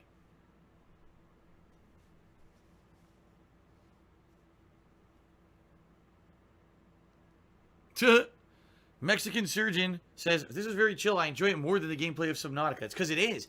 It's just me talking with you and having and just interacting and just shooting the shit. This actually is more chill than, oh my god, micromanage. Oh my god, there's leaks. I gotta fix these. Oh my god, I'm out of resources. I gotta go get resources. Oh my god, I'm being attacked. Oh my god. See, it's not very chill, honestly. Subnautica, Minecraft is. Subnautica is not. Minecraft is. And yet, you sat there and shitted on Minecraft for years. For years, you shitted on Minecraft. Just like how you're shitting on Fortnite now. But it's so chill, though. The fuck you play Subnautica for anyway? I thought you already gave that game up. Why are you even playing it? It's obvious that you don't want to. See, that's what I'm saying. Like, people defend you and say that, you know, you're a real game. You're a real gamer. You just need variety. But you don't want variety. You want something that's easy, that can be played quickly, and can get you money fast. And none of that's happened over the last couple of years. Even though someone had said that you do really well with the makers of Dark Souls and whatnot. Like, for some reason, those streams do well. I think I heard that on a Lightside Bill stream, to be honest. But even then, I mean, which might explain why you keep milking the damn thing for what it is, but even then it's starting to grow stale. So, too much of a good thing, if you want to consider it good, is obviously a bad thing. I don't know why it's taking you so hard to figure that out. Or taking you so long to figure that out, I should say, but it is what it is. Not everybody can pick it up.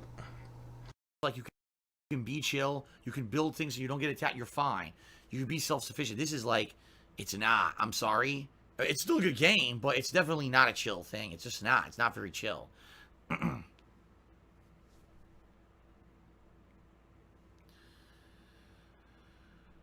I've already cut a ton of bills. People, you know, can you cut bills somewhere to help? It's not. My situation is not a situation where I can shave $100 off a month and I'm fine now. That's the problem. I've cut bills everywhere. I've reduced everything. I've reduced my internet bills. I've reduced my television bill. I've reduced all my costs in the house. I've done everything I possibly can to reduce. Okay. Except he hasn't reduced his spending habits.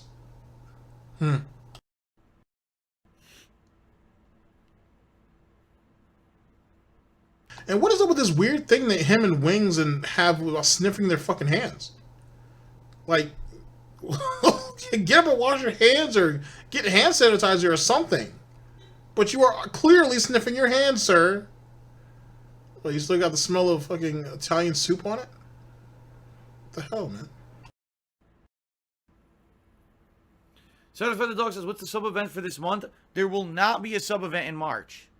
There will not be a sub-goal in March. I'll explain why in a minute, okay? But there's no sub-goal for March. There will be a sub-goal for April, but not for March, I think.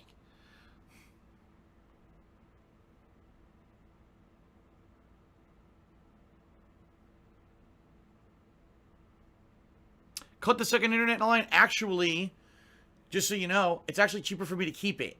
I know that sounds crazy, but it was late 2017 when I knew I was going to have to start cutting costs around here. And I called my cable company. And I said, number one, I don't want your cable service anymore. And I got rid of the television. I said, number two, I want to reduce cost on internet. And basically they said, well, what we want to do is actually save you more money. And we have this promotion. It's I think it was a 3-year contract that will sign you up for this discounted rate for 3 years. Keep both your lines. And they actually increased the speed of my internet over here for a locked-in rate that was less than me paying for just the one line if I did it by itself. So I signed a 3-year contract. Now the catch is, I have to remember in late 2020, no, That was it was late 2017. So 2018, yeah, late 2020. So late next year, I have to remember to contact them again and say, once that contract expires, I'm done. I'm going to just go to the one line or whatever I'm going to do. Because it's funny that they did that. Because I was intending to get rid of everything. I actually have a They're not going to let you out of it. Oh, that might make a great screenshot too. They're not going to let them, because all they'll do is tell you, oh, it's going to cost you even more. Just sign another contract with us. First things first, Phil. If you take maybe like 5 minutes of research to see what, I don't know, I think he has Comcast or some shit, whatever they provide, you probably could have actually found the an internet plan on their website which would work to your benefit, and you could have gone off that. Especially since you have a business line, they might have been accommodating with you in some way, shape, or form, because it's easier to make accommodation for you and keep you than for you to leave and try to get you to come back. But you're lazy, so you just basically let them play you. Similar to what you did with that package plan that that BMW ended up biting you on. Same shit. Your laziness costs you a lot, Phil, more than you'll ever really know. So there's that. I mean, and they're just gonna keep doing it again. Like, you know what I'm saying? Like, actually, companies like Comcast, for example, have been known to have on customer files, they actually make small notations that this person's susceptible to this person wants this, but keep pushing this, so on and so forth. I assume a lot of companies do that, to be honest. So they know exactly how they're going to play you. You're not going to get out. And more importantly than that, you never needed that second line anyway. I don't even know why you had it. You didn't do really much with it. But whatever. Just paying for shit you don't need, right? Like Adobe Premiere Pro, right? Phone. I don't use it. I was going to get rid of that. And they said, no, we're going to log into this package for 3 years. It's cheaper to get everything. So I did.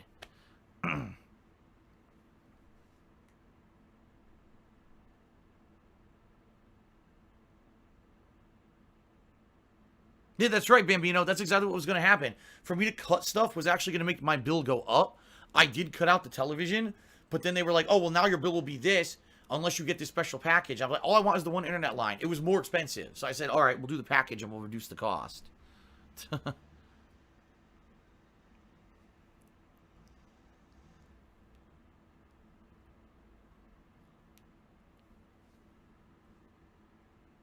Did I lose interest in PC gaming? I noticed you haven't watched or played a PC game in a long time.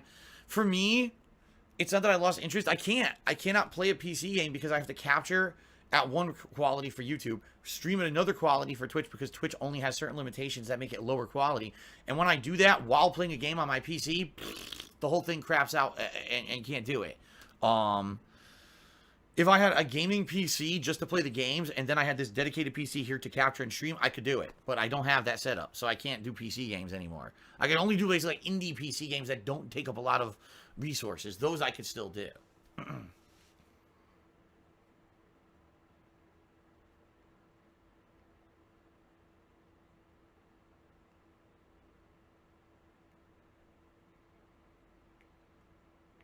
How many marathons in March?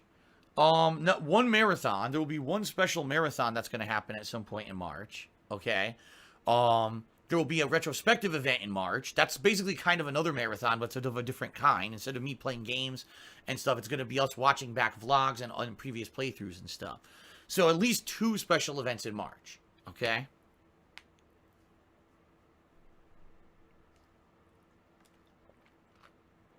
Hello, Yusuke. How's it going, man? Good evening.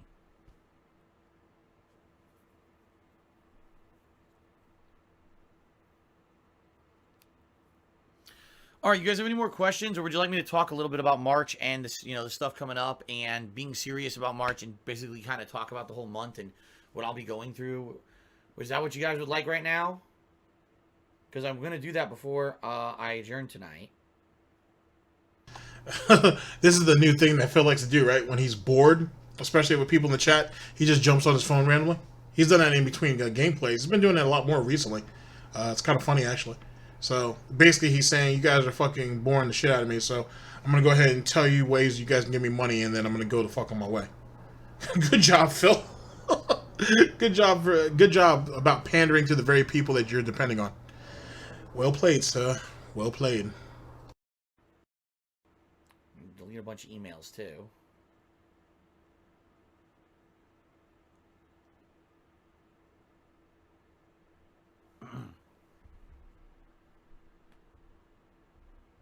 No, I'm not doing Cooking with the King. Oh my God, Genetic Gamer, man. I'm not doing Cooking with the King. No.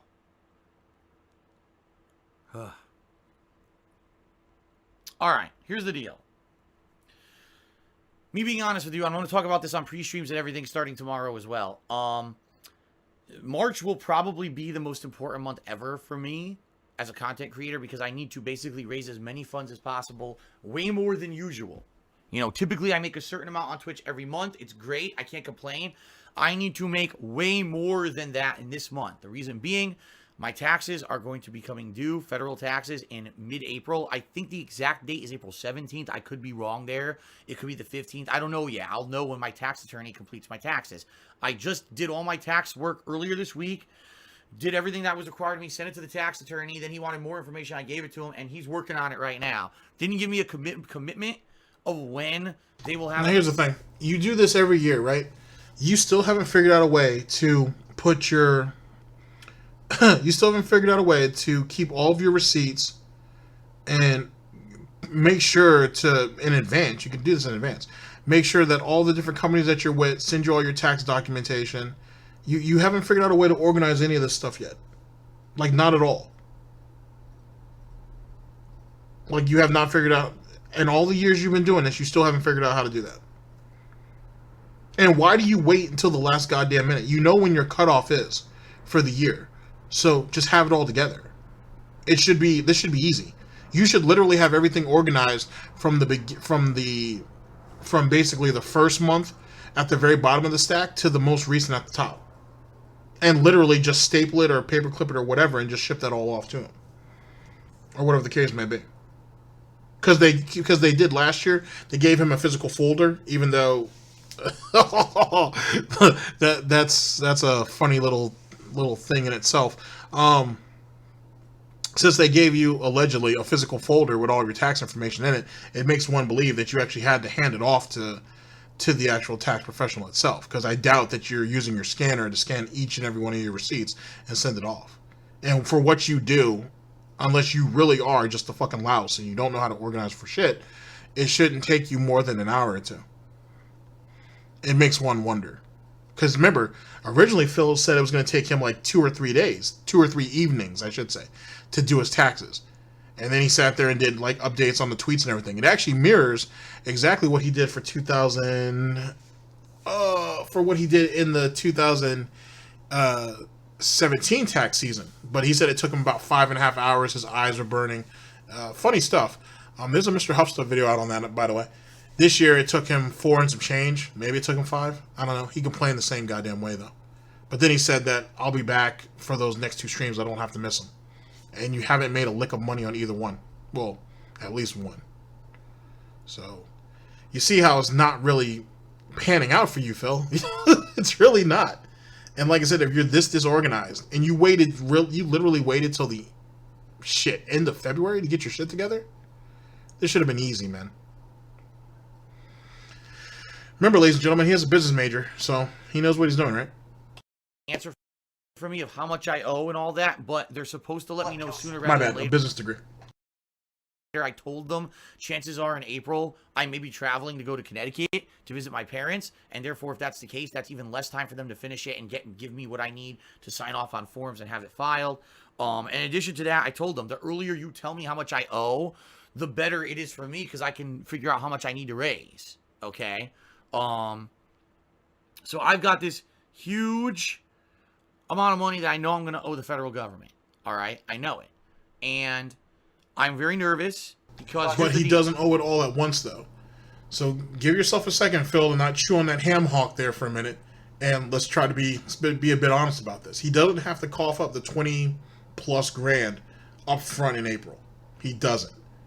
You know what I mean? And then, like I said, it's an ongoing investigation about this whole not paying taxes at all in 2018, even though he spent all of 2018, end of 2017, all of 2018 collecting money for taxes. That's going to be something funny in itself. The way it works is twofold, okay? When it comes to federal taxes and the fact that you can't pay them, one of two things will happen. The federal government will either say, we're going to put you on a payment plan that you will agree to and it could be up to, from what I understand, it could be years, or it could be short term. It could be whatever they decide. You're in their hands what they want to do. No, the way the payment plan works is if you don't pay it, now you're really screwed. Because if you don't pay their payment plan, now they can actually try to garnish things like wages and stuff. Just basically, money that I have coming in, they'll try to take it before I can even use it. I don't know how much they could possibly do, but in general, it's not good. If you repeatedly don't pay your taxes, you go to jail. Felony tax evasion. Okay? So in this regard, it's a big deal. If they put me on this payment plan, I have to find a way to pay it, and I don't know what it's going to be. It could be, oh, we understand your things are super tight right now and you're not doing good. So here, it'll be a couple $100s a month. Maybe I can make that work. Versus, $1,000 a month. I don't have it. There's no way I can pay that. You know what I mean? So I don't know. The other thing they can do, is they can put a lien on your house. So they might say, now this is just me pulling a number out of thin air. Phil, you owe $20,000 that you didn't pay in taxes. We're just going to put a lien on your home for that. So if you ever want to refinance your mortgage or sell your house, the first place that the profits go is to us. Okay? That's how it works. That sucks.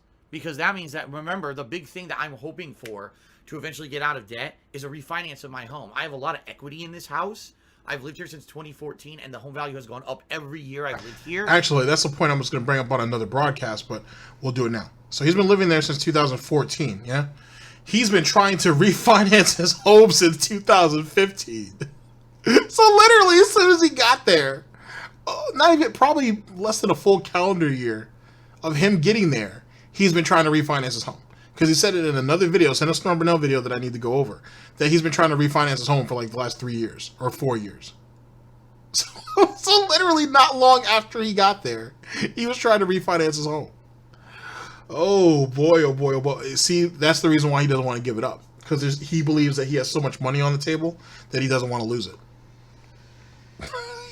You greedy son of a bitch. You greedy son of a bitch. Oh, so silly.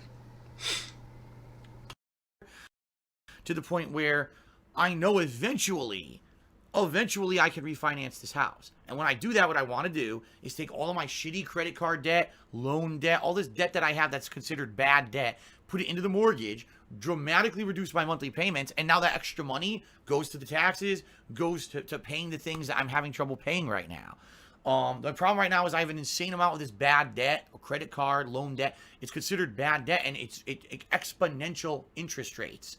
Where in the last year and a half, and this is no exaggeration, my credit card payments more than doubled. So I used to pay a certain amount a month for all my credit cards. I now pay more than double that. I have the same amount of debt. It's not like my debt went up, but because of the same amount of debt, because interest rates and everything in the United States have raised recently, the Fed raised interest rates and everything, all these credit card companies freaked out. Oh my God, and they raised their interest rates. So I'm paying more than double what I used to in credit card payments every month. That was the money I used to have to pay taxes. So until I can get rid of these credit cards, I can never be in a better position. So what I need to do is refinance this house, whether I can do it this year or next year. I need to show consistent income of a certain level. I now have 2 years of consistent income that's higher and hopefully is enough to qualify for a refinance. If not, 1 more year maybe, and hopefully that's enough. And then once I qualify for the refinance, I get rid of all the credit card debt and all these problems go away. If seriously, the day the credit card debt is gone and it goes into a mortgage payment, all my problems go away. Credit rating will increase dramatically, so my credit will get healthier. I'll have less monthly payments. And then guess what? He's going to try to apply for more credit cards, and then he'll just shift everything back around, just like that all over again. Oh, I had this introductory rate, guys, and then the government came through and fucked me over and raised the interest again by double. He's going to do that again because Phil doesn't believe in messing around with cash. Everything's on credit card. That's how he lives. Hence the reason why he's trying to get all of that thrown into his mortgage. I'm telling you, he's going to lose his house. This right here is one day you guys are going to wake up, right? You guys are going to wake up and it's going to be early as shit, and you're going to see me on the you're going to see a bunch of different detractor videos saying Phil Burnell's going to lose his house and he's going to be crying on stream. And that shit's going to be fucking hilarious. But you're going to feel bad too, because, like, well, no one wants him to lose his fucking house. But I told you first, he's going to lose his house. The way he's trying to play this, he's going to lose his house. It's the end game. It's rock bottom. Because he's not thinking. He's going for short-term gains and not even paying attention to the long-term losses. It's only fitting, to be honest. Able to pay my taxes. All I need to be able to do is do that. And it sucks. It just really sucks, okay? It does. My problem is, like, it doesn't seem like either situation is a good one. If the government puts me on a payment plan for the taxes, I don't know if I can afford it. And I'm kind of at their whim, whatever they want to do, okay? I'm at their mercy. And I don't know what else to do because how am I going to pay it? Right now, I'm barely making ends meet to pay my own stuff. How am I going to pay this payment plan they put me on, right? Unless somehow I get an increase in income. If they put me the lien on my house, okay, at least short term, that's the better option because now immediately I don't have to come up with money. But number one, still that doesn't help me with paying taxes this year. Oh shit! As you guys may have heard just a minute ago, I said it's Booker T's birthday today. It's actually Chung Lee's birthday today too. That's cool. Just throwing it out there for our fans of thick. That one of the thickest women in Street Fighter, her birthday is today. And happy birthday to anybody else whose birthday is today too. The new taxes for this year. Number two, what if I want to refinance and now they look, oh man, you got a 20 grand lien on your house that we don't want to deal with that because that's less equity for you. Now that's less debt of yours that you can pay off. There's basically no good situation. The only good situation here is if I somehow raise enough funds to pay off most, if not all, of the taxes that I'm going to owe by mid-April. In 1 month. Basically, I have 1 month, the month of March, and the first 2 weeks of April. That's the time. I have a month and a half left to raise enough funds to pay my federal taxes. And if I can't do that, I'm basically financially screwed. Realistically, the only way out at that point would be to sell the house, which would be terrible. I worked my ass off to earn this place, to buy it, to maintain it, to keep it. I turned this office into my place of business, and you guys love the quality of the streams and videos that I put out in this office. I know that. I know how much better of a setup this is than I'm ever going to get if I move to another small apartment or, you know what I mean? Like, I know. I just know the quality is going to go away. And the internet here has been fairly consistent. What happens if I have to move to an apartment complex where everyone has shared internet again, like I used to have in Connecticut? Remember all the internet issues I fucking constantly had when I lived in Connecticut because it was shared internet, which I don't have here? It's going to be terrible. It really is. It's just going to be absolutely awful.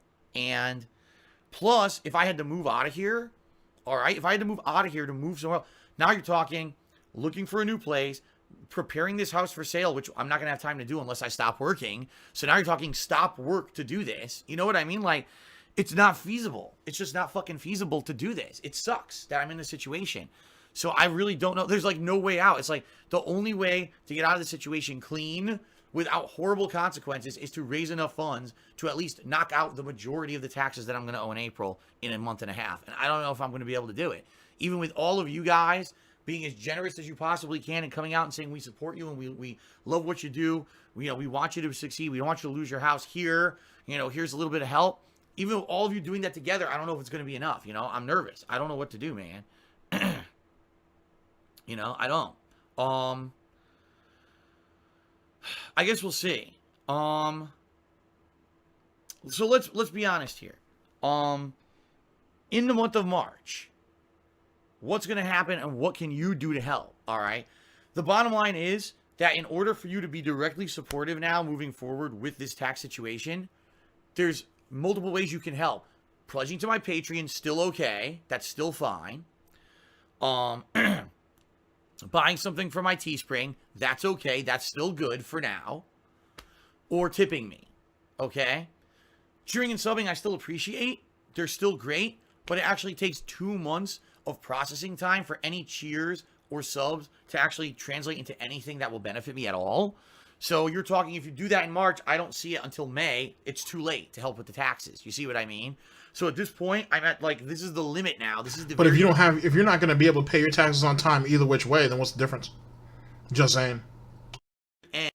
End of that. And not to say that those who cheer and sub during the month of March will not be appreciated. You'll still get your shout out. I'm still appreciate any contributions. Keep in mind, even though I'm trying to raise money for taxes, I still need money just to pay my bills. You see what I mean? So still okay. Still okay if you want to cheer or sub during the month of March. It's still good, and it's much appreciated. But if you really want to help with this tax situation, it's got to be Patreon, Teespring, or tipping me. Those are the 3 ways to help, okay? So during the month of March, you're going to hear me talking about this. Please tip me today on stream if you want to help out. That's the best way to help out, and I'm going to be saying that all month long, all right?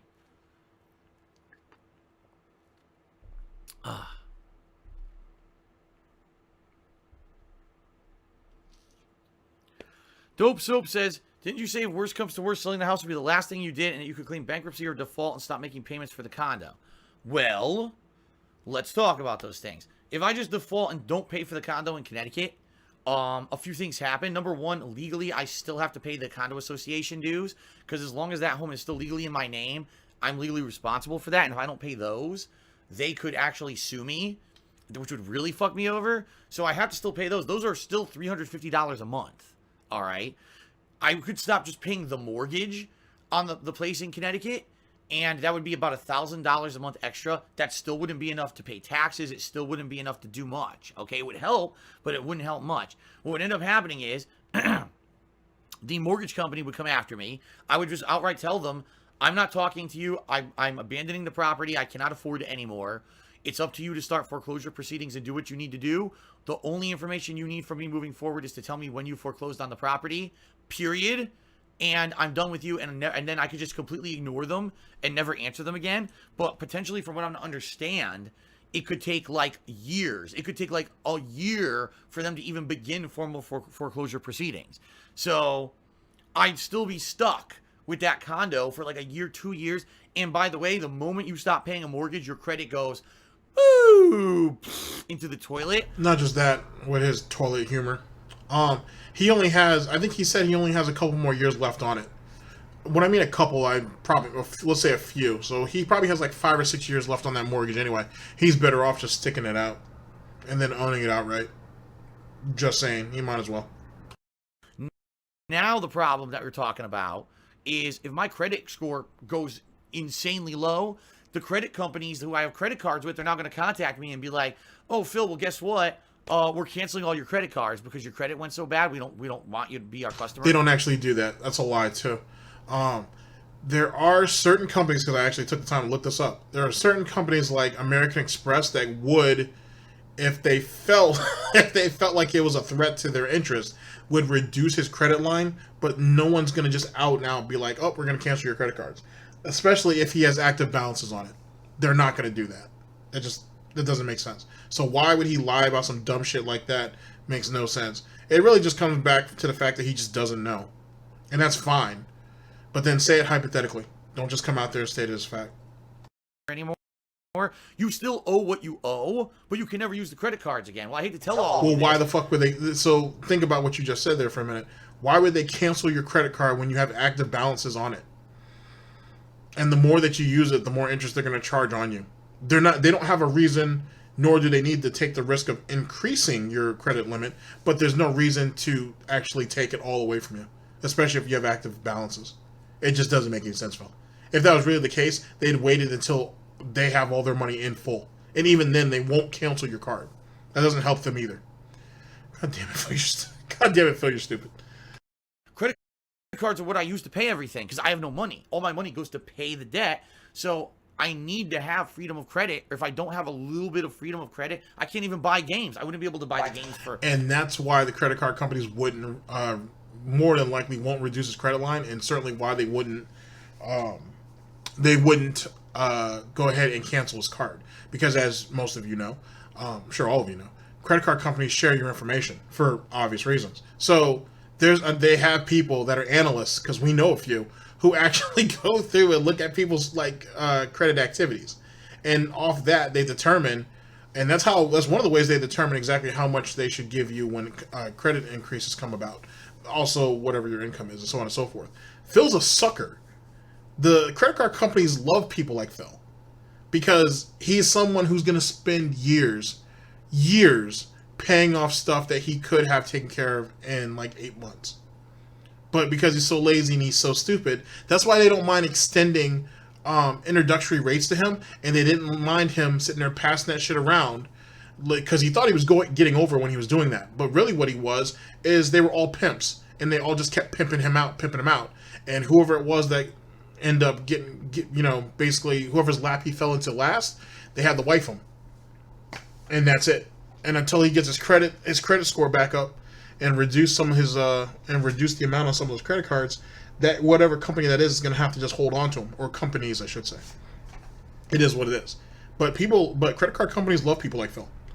They love people like Phil who carry high balances over for 6 to 8 months to a year at a time. The credit card companies love people like him because eventually they're going to catch them slipping, and then they're going to get all their money. Patience is the game when it comes to credit card companies and banks in general. Phil hasn't figured that out yet. That's one of the problems, ladies and gentlemen, of when you let your kids leave the house unprepared. Just my personal opinion, of course. For the streams, I wouldn't be able to go grocery shopping. Nothing. I'd have no money at all. I have no flexibility. So if I stopped paying that condo in Connecticut, within a year, I probably would fuck everything up so badly that I would basically ruin my life. Okay? So I probably just can't do that. All right? Declaring bankruptcy is a tough call. The reason being, I would have to justify that I have enough financial problems here to justify bankruptcy. And I could justify, listen, my business is based out of my home. So if I sell my home, you're talking major disruption to the business to the point where I'll lose so much income, I can't pay my bills. So I can't move. And there's nothing else to draw upon. I can't possibly work more to make more money. It's just not possible. I have to declare bankruptcy. But there's all these guidelines that I would have to basically hire a bankruptcy lawyer to now look into it. More money I don't have to pay a bankruptcy lawyer to make a case and say whether or not it's something that I could actually do. By the way, again, when you do bankruptcy proceedings, your credit's completely destroyed. Now, the difference here is if I do bankruptcy proceedings, technically my debt is erased, or some of my debt is erased. So even though maybe I wouldn't have the ability to have credit anymore, I'd still be making money from what I do as a job, and the money could go to important things like paying the taxes, paying for things just with cash rather than on credit. So I don't know. It would be very tough for me to justify bankruptcy unless there was a sudden massive decrease in income. So to give you guys a perfect example here, let's say later this year, Article 13 passes, and half the people who watch me can't watch me anymore because they're all blacklisted because Article 13 makes it so the European Union can't watch streams and videos anymore. So my viewership on stream halves, my contributions on stream halves, and I'm making half as much money. I can't pay any bills anymore. Now I could file for bankruptcy probably convincingly easy and just say, look, the money just went away. There's nothing I could do with it. So, and that's probably exactly what I would have to do. If Article 13 passes and ruins everything, that's it. You know what I mean? It's over. Illusion God did 100 cheers. Hey, Phil, what's up? Fred Flintstone cheers. Can we get a shout out to Chestnut? What's up, Chestnut? How you doing? Chestnut actually now stands perfectly nice. Now, keep in mind, since he's in the mood to handle somebody else's nuts, if he had actually saved his money in his early years and lived within his means and not think that he was above everyone else, he'd been fine. He would have been okay. Even with the false copyright claims and all that bullshit and all that nonsense, he'd have been just fine. But he wanted to live the way he wanted to live, which is what he's still trying to get himself back to, and he fucked himself. Because why would anybody make crazy money like that in the six figures and not think about saving any of it? At all. Why would someone be in a financial decline and want to move himself and his child slave clear across country and think he could maintain it? What idiot would buy a home that he can't afford and wait almost a year to try to refinance on that home? But this is all the things that make up Phil Burnell. This is what makes Darkside Phil who he is. This is the product of Dspgaming. Imagine that. Here, he used the full all the time, and now he actually just sits still, which is nice. Very nice. Bagel Goose Cheery said, are you prohibited from using the condo as a rental property? In Connecticut, not prohibited, but I can't do it because I would need to have someone actually maintain the property. Let me explain. Let's say I find a renter to rent a place in Connecticut. Great. Money starts coming in immediately. But if the toilet breaks, I'm legally responsible to have that toilet fixed. If that person violates the condo rules and gets in trouble, like they're making loud noises at night, I'm the one responsible to make sure that they stop doing that. Without being physically in Connecticut, how do I do those things? Plus, I have no money. I have no money to call a plumber and fix the Wait. Actually, let me give him a minute, because he's actually getting into it right now. He caught himself. toilet. You see what I mean? What I need is a company to come in and do what's called property management. Well, I get rent. They take the rent payment and take a cut of it every month and give me the rest. If I could find a company to do that, then I'd be okay and I'd be able to rent the condo in Connecticut. That's no different than if you had to pay someone to, then you having to pay the plumber yourself. And that's no different than if the neighbors weren't acting up, you contact, or not the neighbors, but the rentees, I guess, are acting up. You would call them directly and let them know what the situation is. If not, you call the homeowners association and tell them what the problem is, and you ask them to evict them. How is this hard, Phil? I'm having a hard time figuring out. What it sounds like is you just want someone else to do all the work while you collect all the money. The thing is about a property management firm is they're going to take a good cut, and you don't want that. That's one of the reasons why you keep avoiding it. Hence the reason why. Didn't you reach out to someone and they try to call you back and you said, don't call me, email me, and you got pissed off because they called you anyway, and then you never called them back? Fucking idiot. Fucking idiot. I haven't been able to find a single fucking reputable company who will do it for me. All I found was individuals who don't have business listings, don't have websites, don't have anything on like Yelp, nothing official. Then how'd you find them then? If they have no visible way to contact them, how did you find them then? It sounds to me like you went shopping around for the cheapest people possible. And when that individual told you, hey, I'm going to need to call you and talk to you about this, because he is providing a service, Phil, and he doesn't have time to go to fucking DarkSydeJackal at hotmail.com. You were like, no, he didn't comply to my wishes, and so, if you're not going to do what I tell you, then I don't need you. It's kind of like what happened with Machinima, right, Phil? Just saying. DSP News. As a side thing, all the companies in Connecticut that are really good property management companies won't deal with the area where my condo was in, because that's considered a high-risk area where a lot of people are not dependable and they flake out and do stupid shit like I just described. So and yet you have a condo that's still full of people. Imagine that. Those areas. So I can't find someone to manage my condo. I can't rent it. It's a money pit for me, and I can't get rid of it. And why would you move to such a shitty-ass area then, if that's really the case? I mean, granted, most areas become shit over time, but why would you do that? And is it true that you actually bought that condo off some chick that you thought you had a chance with, and her husband basically punked your ass in the position and you just got stuck with it? Is it true that you got cucked into getting that condo? I'm going to have to go over the video that you go over that whole story. I know someone has it. If not, I can pull it from like one of Tevin's streams or some shit. But yeah, the story behind that condo thing is real interesting. It kind of lines up with the They Call Me text interview that he did with whoever that guy was. I don't know. I never got a chance to actually listen to the interview. But that right there kind of confirmed it. That shaped it all up. Oh boy.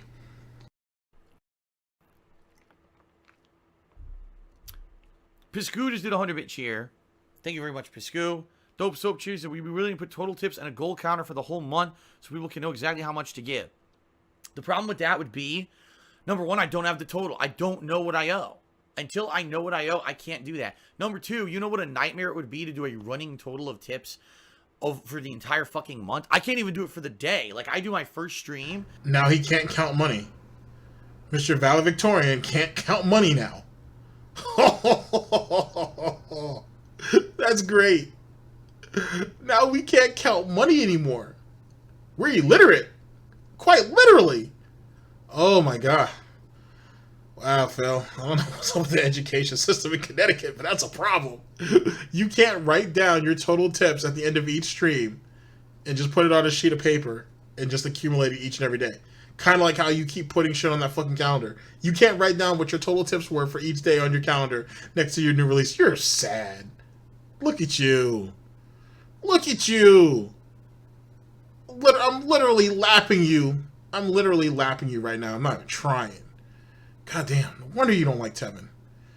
No wonder you don't like Tevin. It's funny, Phil, that we have somebody who it seems that Tevin's passionate about streaming and you know, wants to make sure that it runs at its best and so on and so forth, so he puts out the best product possible. You are nowhere near that. You're not even trying to do that. So it's funny how you get mad because he has way more viewership than you do, and at times he makes more money than you, but yet he's not trying. Yet you do this shit every day and try to shit on Tevin for every little thing that you can, and it still doesn't affect anything. There are more people in your chat, Phil, who respect what Tevin does more than they get the enjoyment of watching you, and yet they show up to your shit every day. Then again, most of them, though, too, have a tab open with Tevin's stream on it. Imagine that. Wow, that must be hurtful. Well, that's right. You still got Swaggins on the porch. Right, Phil? Then on second stream, I try to add the tips together on the fly while gaming. It's not possible. It's just not. If I had an automated system, then yes, but I don't. And Muxy, by the way, doesn't work. Some people say, oh, use Muxy's totals. They don't work. The other day, I looked and it claimed that I had like $30 in tips when I received 5. And I'm like, it just doesn't work. Muxy's system never worked. So yeah, I don't think I would be able to do like, I don't think I would be able to do a Now keep in mind, since he doesn't update anything, that might explain why it doesn't work. But in Phil's world, oh, it just doesn't work. I can't explain it. It just explicitly doesn't work. It makes no sense. I don't understand it. And I don't want to try to fix it. I don't want to use Google, which is your friend, Phil, and figure out where it's at. Just, you know, just take a couple of keystrokes, like you have a problem with stroking, and figuring out what the issue is. No, I can't do that. I can't be bothered with that. Hell, you're so lazy, you could ask Kat to do it. I'm sure Kat could figure out how to do it. But you're too lazy. You don't have no time. This cuck sitting here on his fucking love seat, pandering to a bunch of kids to give him money, knowing that them kids need to go to school tomorrow. You want to sit there and bitch and complain to them about coming to your streams and giving you money, but you're too lazy to find a plugin or to update your to update your program itself so it can accumulate the amount of money for you. Because Lord knows, Phil doesn't want there to be a day where he accumulates a crazy amount of money and people see it and then people don't donate to him that day or the day after or that weekend, which is the real reason why he won't do it. All right. Tally for the month, but what I could do is, like, if I have an idea of, you know, what I need to raise, maybe for those special events, like I mentioned, for the retrospective event, for the marathon I'm going to do in March, then I could have tip goals that I could have on the stream that we could build towards during those days, probably. Ben Boxer cheered. He says, does having bad credit score affect things like Apple Pay and PayPal? Not really. In particular, credit scores will affect things such as credit cards, personal loans, and the ability to get new credit. Those are all the things that it affects him with. It affects way more than that. It affects way, way more than that, having bad credit. But those are just the things that he's talking about. Which gives you, yet again, ladies and gentlemen, as I said earlier in this broadcast, an insight of what he really gives a shit about. And the things that he participates in. So if you think about it, as I've said before, he's literally been limping on bad hooves for years. And it's all catching up to him. And he knows it. He knows it's all catching up to him. And because the idiot won't take care of himself on top of his credit, well, his credit health or anything else, when it all crashes, it's all going to crash. And then what? You hadn't bled all these guys of all the goodwill, all their sympathy, basically all of their money, and now what? You're not going to have really anything else. So, for example, Phil, if your house caught on fire, yeah, I'm sure insurance would cover the majority of it, but then what? You think you're going to be like, oh, Phil Burnell had his house on fire, yada, yada, yada. You think Rich from Review Tech USA is going to come through and fucking donate a shitload of money to you? No. If he's smart, he won't. But we'll see what he does to try to grab attention. It wouldn't even be worthwhile. You're screwing yourself in such a way that you won't even try to do the right thing and prepare yourself. DSP News? Other very, very narrow exceptions to that where it will affect other things, but in general, bad credit or having issues with credit, those are the direct things that it affects. I have never heard a situation where like PayPal said you can't use our services because you have bad credit. They don't even run your credit, so I don't know how they would even do that. Same thing with Apple Pay. They don't get you that information, you know. Elotion God Cheery says, will you change the couch mascot? Will you keep it seasonally themed? Right now, Chestnut's been pretty cool for a couple months. I've had him January and February. At this point, you know, seasonally themed, what's the next season? Spring? What do you want, a rabbit for Easter? I see what I mean. Like, I don't know. Having a mascot is the last thing on my mind for this month of March. Trust me, it'll be the last fucking thing I'm thinking about with all the stuff going on.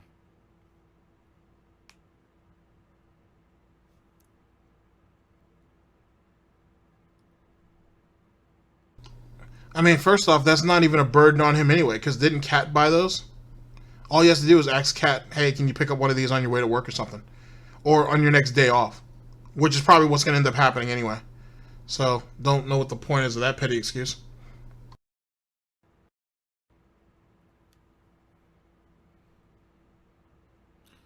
Some people are saying I should think of doing something like a GoFundMe. I mean, I don't know how that would go down. I don't know. Nope. He'll get ripped. It'll get taken down literally within hours. In hours of him putting it up and announcing it, it'll get taken down. It's just like another sponsorship deal. It would be fucked. So no, don't do that. Don't be a fucking dumbass and open up a GoFundMe to pay your taxes. Don't do something stupid like that, Phil. You're just going to get yourself in a whole lot more trouble. GoFundMe would allow my situation to be something that people can contribute to. I have no idea if that's something that's allowed, you know. And as he sways side to side for whatever fucking reason, what the hell do you need a GoFundMe for when you already have a bunch of different ways to donate to him? This sounds like troll shit, but even if it's not, if it's a legitimate question, it just goes to show that you guys aren't very sharp. You guys aren't very sharp at all. Oh, so sad. It just sucks. Like my situation is one that's just shitty. If this tax situation with the state taxes didn't happen, I would be actually perfectly fine right now. If you can believe it, because when it was just a rolling problem that created more and more issues. When I found out in 2017 that my attorney had, or my CPA, excuse me, had been doing my taxes wrong for 4 years. Attorney, CPA, pick one. It completely screwed me over. Not only did I have to owe roughly around between $1,500, I think it was between $1,500 and $2,000 a year for state taxes, but then I had to pay thousands of dollars in back taxes, plus fees, plus interest. Then I had to pay the new. Now here's the funny part. So, like I said, we already know about how much he owes each year. About $2,000 is what he says. Okay, so he was on back tax for about 3 to 4 years. So let's round him up. About $9,000 that he owes in back taxes plus current for state tax. Okay, then he talks about the fees and all that bullshit. If it was true what he said and he really didn't know what was going on, and his tax attorney, because that's what he was until all of a sudden he's now a CPA too, or whatever the fuck he is. Before that whole nonsense happened, right? All right. Before all that nonsense happened, Phil had said that he was going to try to talk to whoever his connection is with the state and be like, hey, this wasn't my fault. I wasn't told of this, or I was misinformed, or whatever the case may be. Now, granted, this is where personal responsibility becomes a thing, Phil. They probably were like, well, even still, you moved here. You probably should have taken some due diligence to figure that out. Why would you keep a tax attorney from one state when you live here? So there's a lot of shit that's against him that makes it his fault. So last year he said that he was hoping that he could work something out to where he wouldn't have to pay those penalties, those fees, and so on and so forth. Now this year he's saying he's going to have to bite it. Next year, I guarantee you he's going to say, oh, I was able to get all that waived off. You got to pay attention to the details of these stories because they keep changing, and they keep changing rather frequently. Either which way, all of a sudden, Phil, now it makes me wonder, are you saying that you actually owe the full $2,000 in back taxes that you owe to the state now? Or do you actually owe back taxes to the feds? Now, which one is it that you owe? Because now your stories are kind of just getting intertwined with each other. And you're just greedy enough of an individual to try to play off both. I don't know. Makes one wonder. PA to fix it, and he charged thousands of dollars. That was the money it was supposed to go to my federal taxes. Like, no lie, that money all would have gone towards federal taxes. So that was the beginning of the snowballing effect that fucked me over.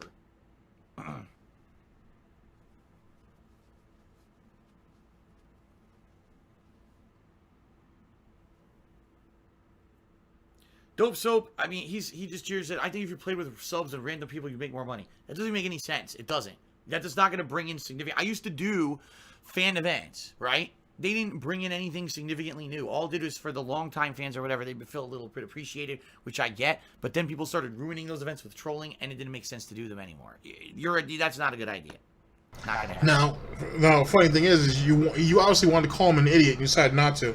2, it's Big E's birthday today too. Good shit to Big E. 3, yeah, fuck with the fan. Fuck me interacting with the fans and shit. Just give me money and shut the fuck up. Like Emerald 7, right, Phil? He just gave you money and just scurried away. Just saying.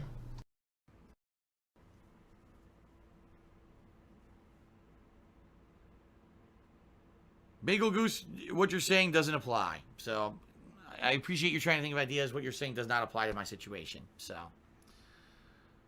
all right. So, ladies and gentlemen, in the month of March, it's this simple. If you want to help me out with this impending tax doom that's happening, okay, pledge to my Patreon, buy something for my Teespring, tip me on stream. Those are the 3 ways you can help. I need as much help as possible because I know I'm going to owe a ridiculous amount of taxes. I just know it. I know I'm going to owe a giant amount of taxes, plus late fees and interest for not paying any taxes over 2018. And you know, you heard it. He never paid. He didn't pay any taxes at all in 2018, despite the fact that he claimed he basically collected money all that year. There will be events. There will be a marathon and a retrospective event, both special events where there'll be kind of like rallies for support and we'll running totals, you know, of what we can raise during those events. So those would be great times. If you're thinking, what's the perfect time for me to do it? Those would work. Although any day you just drop by a stream and you want to contribute is also much appreciated, okay? That's the way to do it, man. And it's okay. It's very simple. If you cannot do those things and you still want to cheer and sub to the channel, that's great. That you could still do that. That helps me long term. It's not going to help me with the taxes, but it'll still help me long term.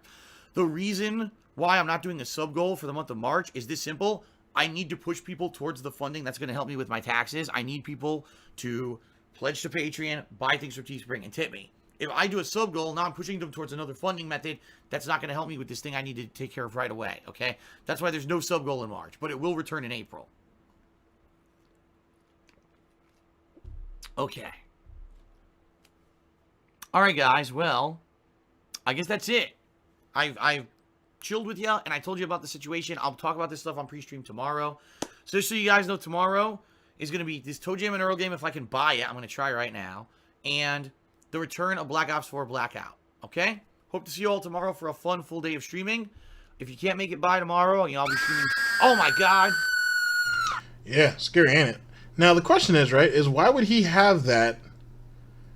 Why would he actually even have that? Like, why would he make that, or why did he let somebody send that to him? And if I remember correctly, this is, I don't know if that's the strap he uses the snore with. I don't know what that is, or if this is, I don't know. Why the fuck do you have this? Oh, and there's the infamous chain that Tevin jokes about. That's the one that Panda gave him. So, there you go, right under his little piggy neck. So there it goes there. Why do you even have this up there? I feel like I've seen this shit on Twitter. I think. I don't know. But why do you have it? Oh my God. I want this is gonna haunt all of you in your dreams tonight. I'm sorry that I had to do that, but it's part of the news, ladies and gentlemen. The news is a hard job, and there's just and life is hard. You know what I'm saying? Not everything can be pretty. So think about that. You wake up in the middle of the night, you hear a noise at the end of your bed. You hear gout, gout, gout, gout, gout. And you're like, the fuck is that? How about my taxes, dude? That was not what I meant to click on. That was completely inadvertent. I did not mean to click on that at all. That was a mistake. I didn't mean to click on that. But anyway, yes, I'll be streaming tomorrow, Saturday, and Sunday before I have a day off. So hope to see you at least sometime this weekend. All right, everyone. Thank you very much. Have a good night. I'll see you all tomorrow. Peace out.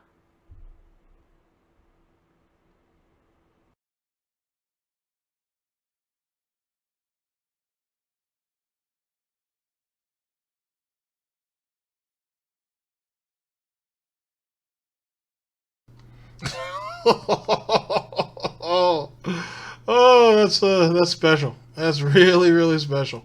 All right, so there you guys go. One final thing for Yeah, stop all that. I think that last picture scared enough people off. So let's go ahead and get rid of that. Let's go ahead and put our shout outs back up. All right, cool. So there you guys go, ladies and gentlemen. That is the Piggy saga as best put. I'd like to really thank everybody who kind of inspired me to do this, to be honest with you. I'll probably record the actual news broadcast later on in the day or something. And then, I don't know, you might actually catch a video a day from me all weekend. We'll see. Excuse me. We'll have to see how that goes and whatnot. But I'm feeling pretty good and whatnot. And shouts out to everybody that's on the list. Shouts out to all of you, to be honest with you. So if you didn't see yourself on the list, don't worry. Like I said, we have to compile a new one anyway. And I actually was able to get everything squared away with the laptop and whatnot. I had to buy some new components and so on and so forth. And so all of that worked out. So hopefully those older broadcasts will come out in like March or so, even though March is going to be pretty busy because of the whole situation with the podcast the podcast that Phil is supposed to be on and all the other nonsense that'll come up about it. If you guys have checked Tevin's Twitter, the DJ Chisel, he pulled a pretty dope screenshot of the, I guess you could say, unofficial confirmance that Phil will be there. And I think I might have retweeted it, so we'll see. I don't know. I might throw some Rome type references at the end of these. Maybe we'll see and whatnot to see how that works out. Because I'm the only one in the office today, so I guess it's only fair that I do it. Any which way, ladies and gentlemen, thank you very much for listening in. It's a bit of a long one, but thank you guys for giving me the opportunity to try to flush this out as best I can. And hopefully we get back on a much more steady video schedule coming up. So that should be cool. Looking forward to that. Ladies and gentlemen, thank you yet again, and I will see you guys for the next broadcast. This is DSP News, always late, never breaking, unreliable coverage that you can't count on at GTG Network Productions. I'm your host / anchor, GTG, and I am signing off. It's been my pleasure. Take care of yourselves. End the broadcast. Wah, wah. Those lions you bought me were useless. Wouldn't pull my chariot for shit and bit the arm off a perfectly good groom. They are temperamental animals. I am very fortunate to have a giraffe, should you be interested. What would I do with a giraffe? Camels, perhaps. Camels? Do I look like a fucking date merchant? Lions that run. Get out. What news, young Caesar? What is 1/3 of 20,000? 6,666 or thereabouts. Do you take me for a fool? Question after question. Makes for very poor conversation. If you have a grievance, just say what it is. We had an agreement. We would share all revenue. Yes? Herod has agreed to give you £20,000 of gold. I want my share. Who told you this? You deny it? Who told him? I have bought one of Herod's people. Do you deny it? If Herod is kind enough to give me a gift, what business is it of yours? A gift is not revenue. It is not a gift, it is a bribe. For political and military favors, the cost of which favors shall be borne by the state. Pedantry. Let us be realistic. This arrangement of ours cannot work if you seek every opportunity to aggrandize yourself at my expense. Aggrandize myself? This from the boy whose so-called father has been declared a god. An honor he well deserves. He only did it so that you might be known as the son of a god. You have no accomplishments of your own, so you seek to borrow the glory of others. It's true. It was no accomplishment to defeat you at Mutiner. You defeated me? You cowardly little shit. He'd never even left his tent. You have never defeated me in anything. Gentlemen, let's not get overheated. I'm sure we can come to some kind of reasonable agreement. I had hoped you might have learnt some humility and discipline. I see now that you are still the same crude, arrogant lech you always were. That's right. Just the same. And still fucking your mother!